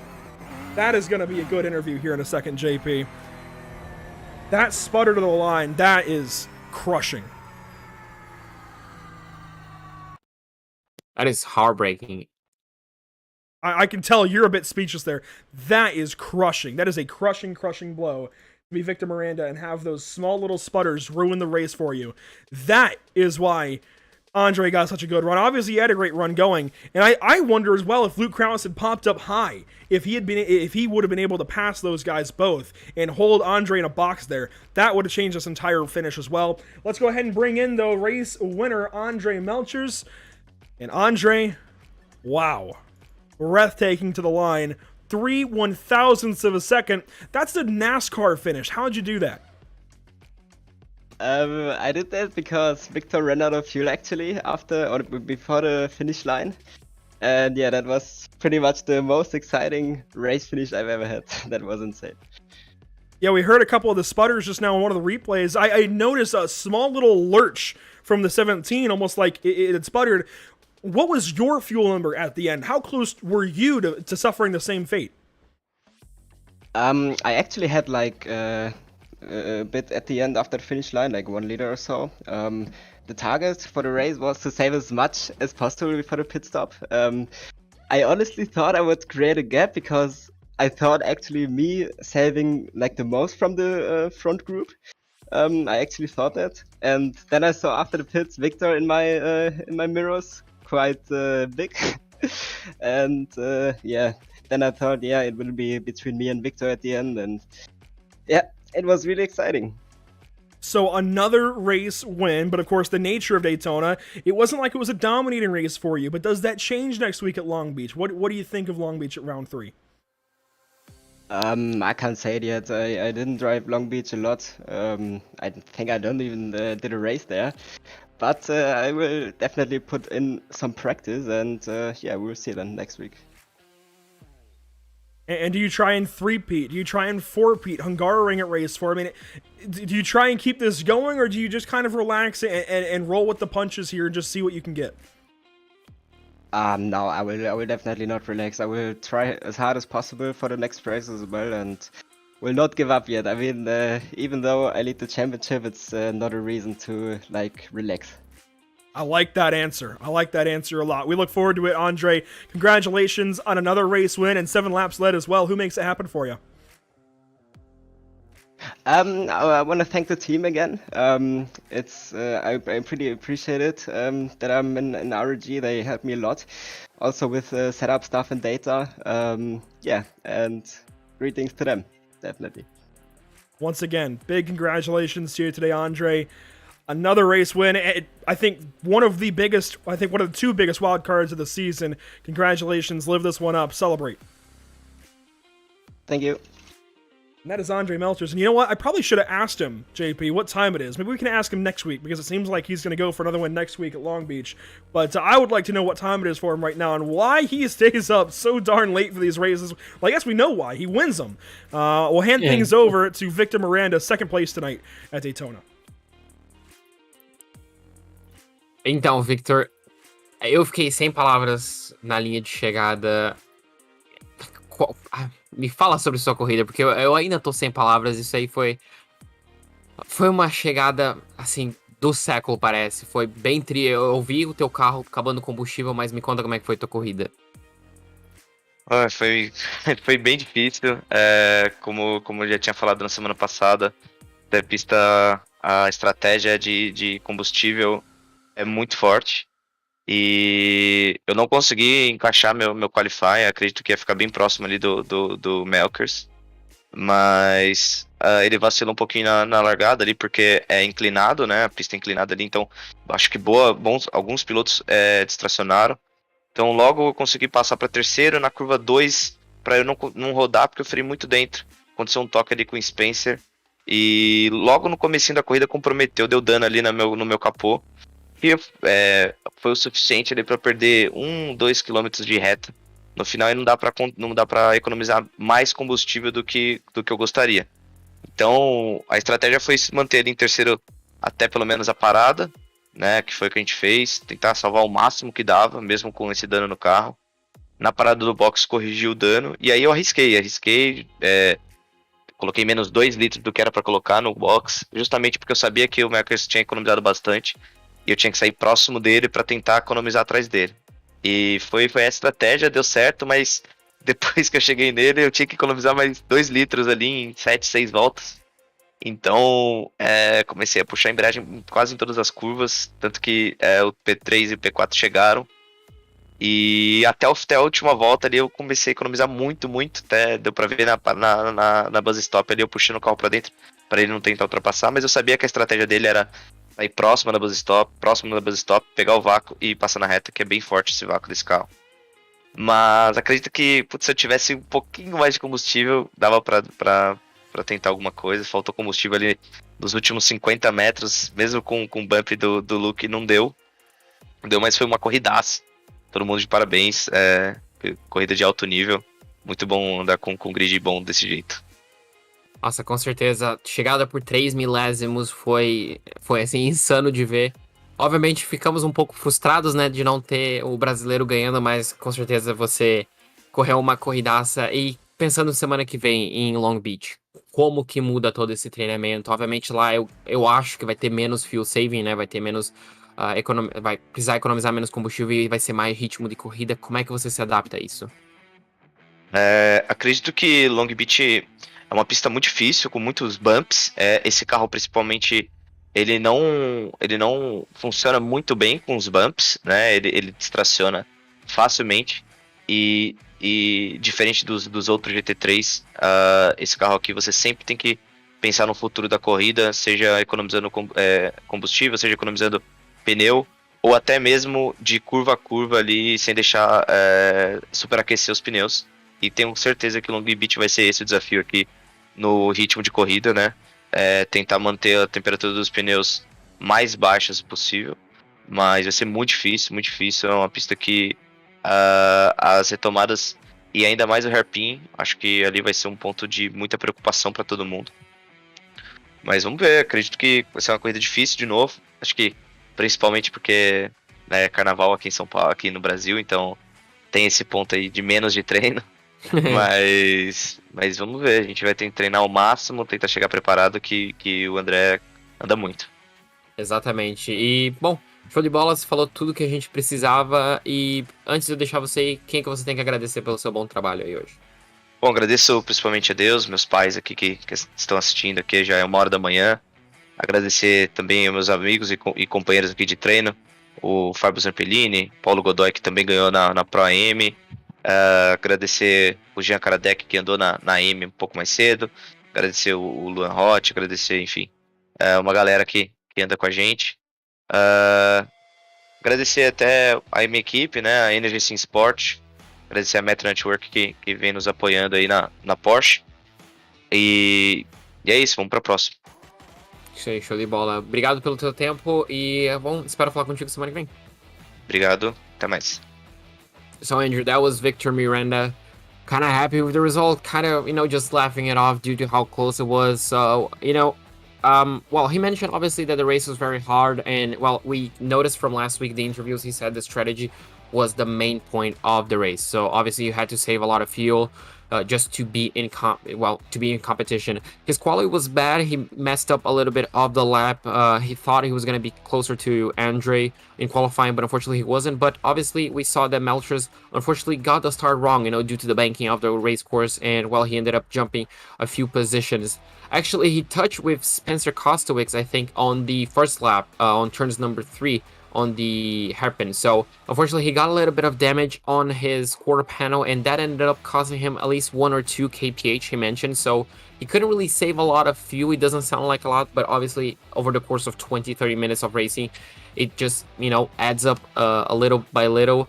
On the pit lane, he actually risked a lot. He underfueled the car by over 2 liters and had to save these 2 liters after he caught up with Andre later on the race. And well, you could hear the car on the final lap. He said that he was running so low on fuel, he was saving on the last lap, allowing everybody to catch up to him. But unfortunately, it was just not close enough. It was just not enough to finish on the lead.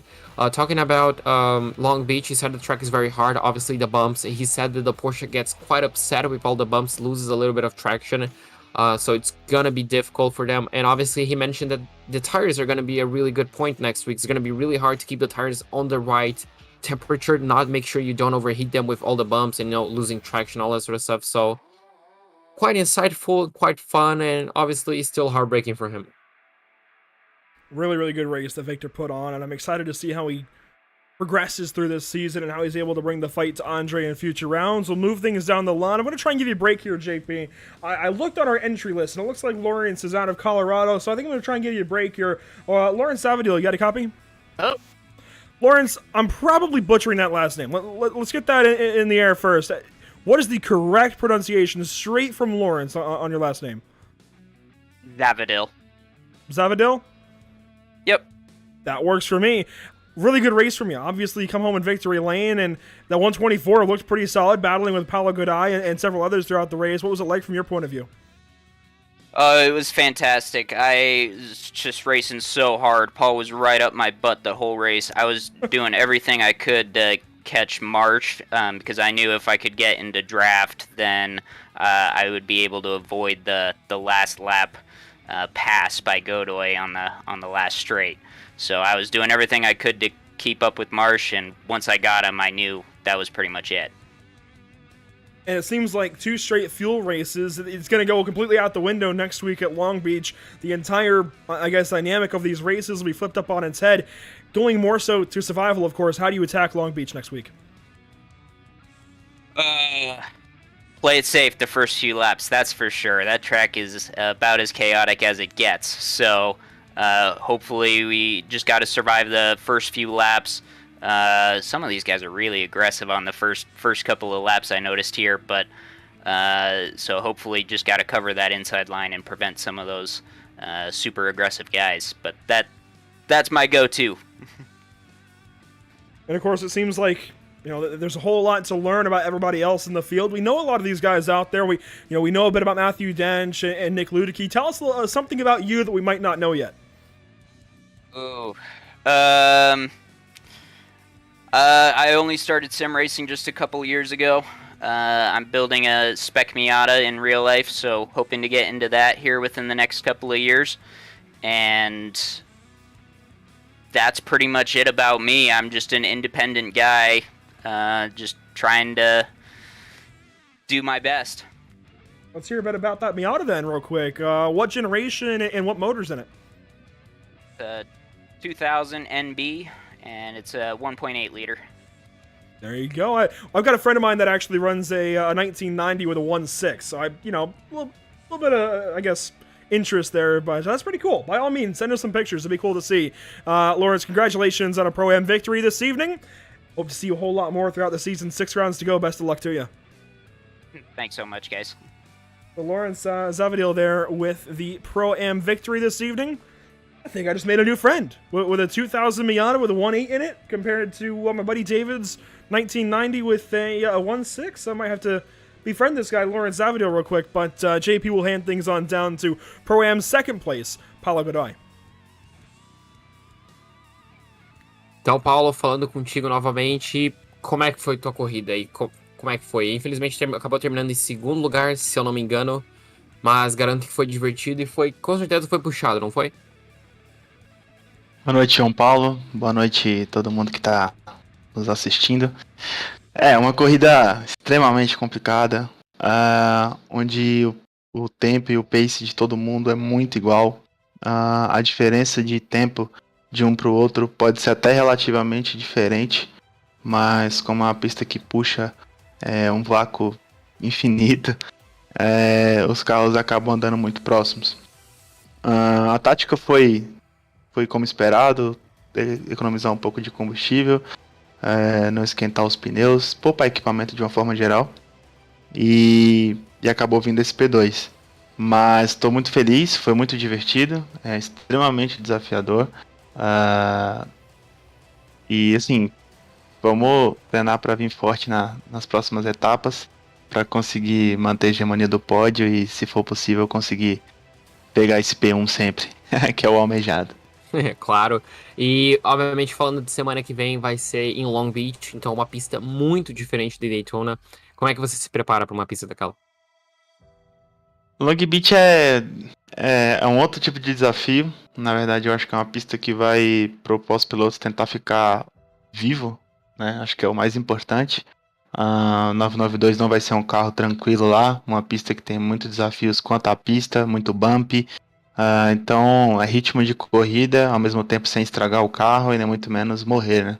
Então é se preparar, fazer pace de corrida, aprender a pista ao máximo, andar no limite e tentar não morrer para trazer mais um pódio para casa. Esse é o meu objetivo e andar muito próximo do Lawrence, ou tentar deixar ele mais para trás possível, que ele tá andando muito também. Quero parabenizá-lo inclusive pelo pódio, e o P1 foi bom, foi muito boa a disputa e ele é muito rápido.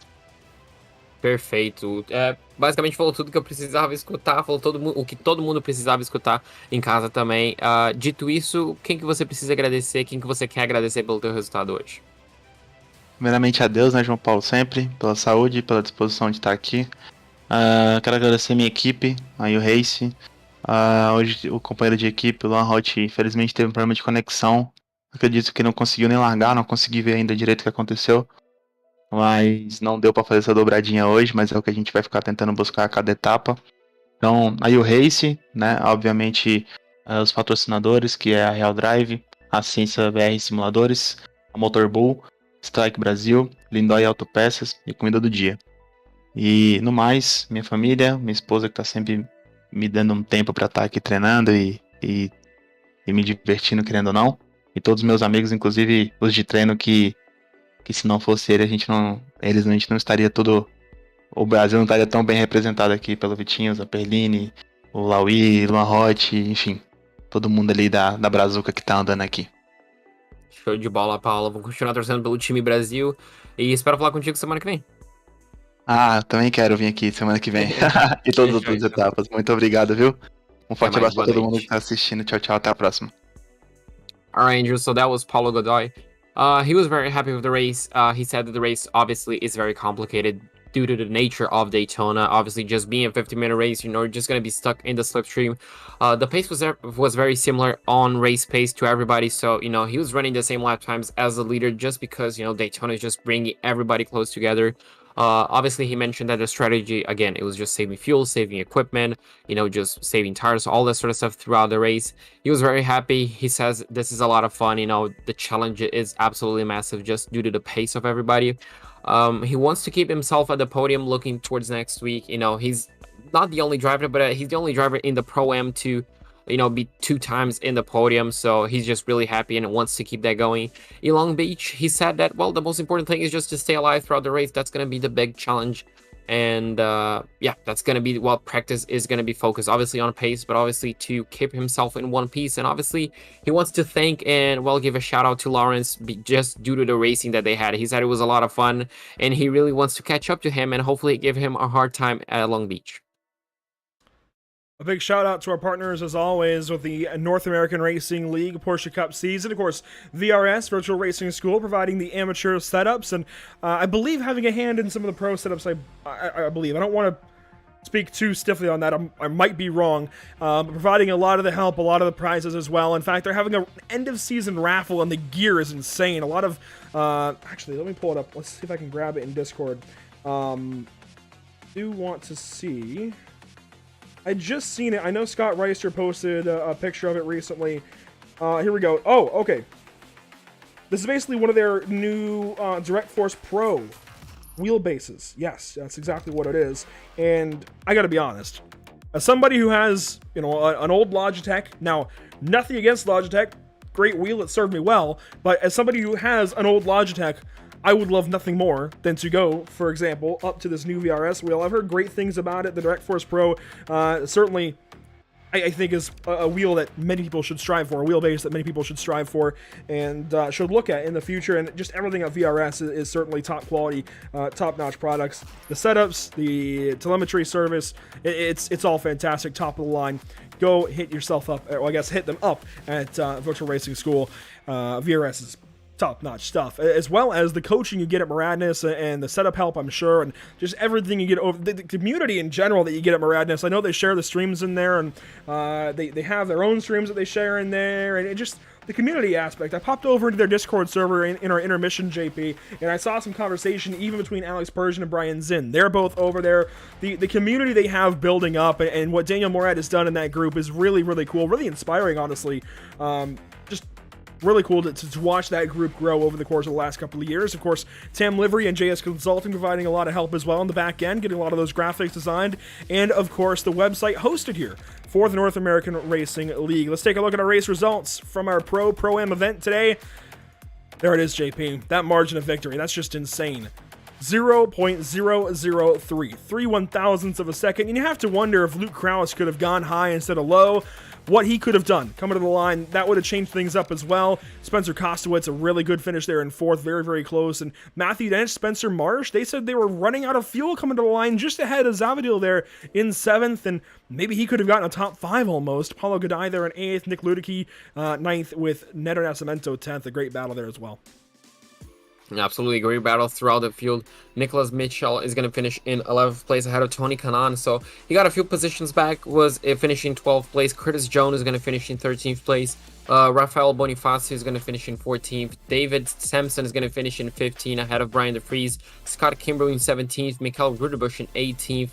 Lawi Santi in 19th. And Brady Lubnow is going to round off our top 20.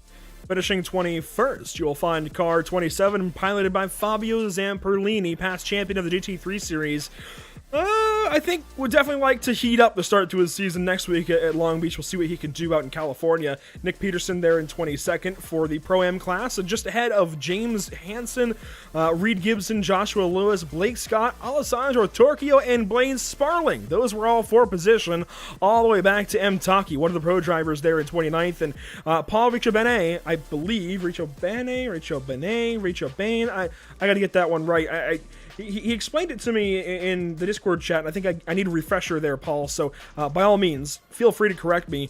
Just 1 minute, 33 seconds back, and honestly, JP, over the course of 50 minutes, I wouldn't have been able to do that good, so that is a just 1 minute and 33 seconds back. Pretty good race. How pretty race. I'm pretty sure I wouldn't be able to stick with him as well. Aaron Law is going to finish in 31st place, unfortunately a lap down. Giuliano Romagnolo in 32nd, John Sadlek in 33rd, both of them 2 laps down. Kevin Kurisha in 34th, 6 laps down. Luan Hott in 35th. Paulo Godoy mentioned that he had connection issues, so unfortunately for him, he's going to finish in 35th place. Bernardo Fourier in 36th, Mark Scott 37th, Justin T. Sang in 38th, and Scott Reiser, unfortunately, Andrew, in 39th place.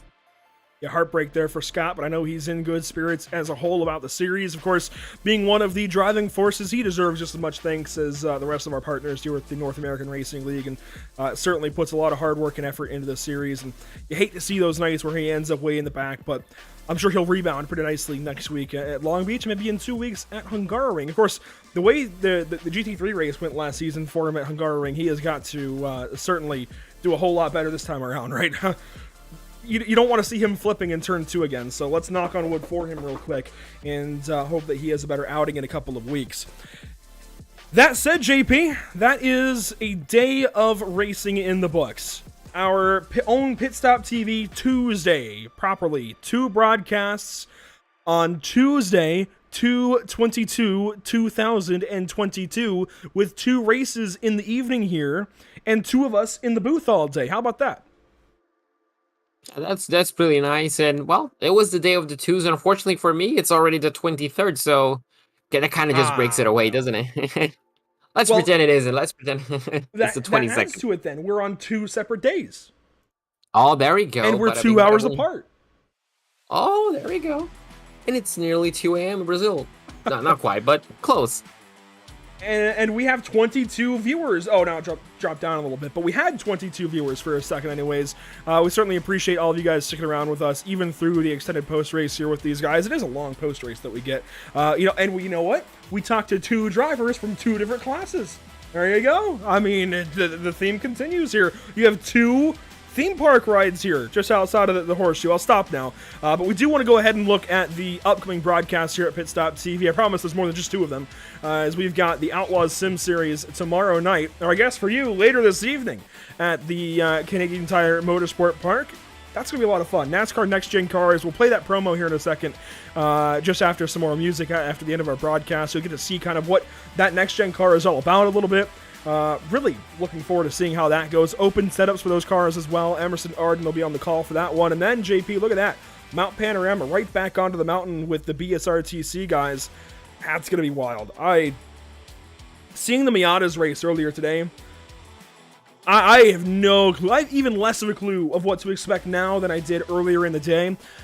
Man, that's going to be some insane racing. Certainly some drama will unfold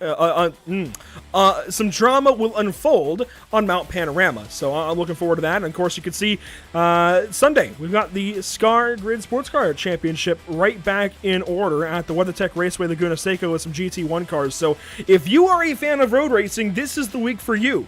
5 road race broadcasts in a row. And today we had 6 total races that we broadcast. We're going to have another 6 between these 3 broadcasts. So that's 12 races within 5 broadcasts this week alone.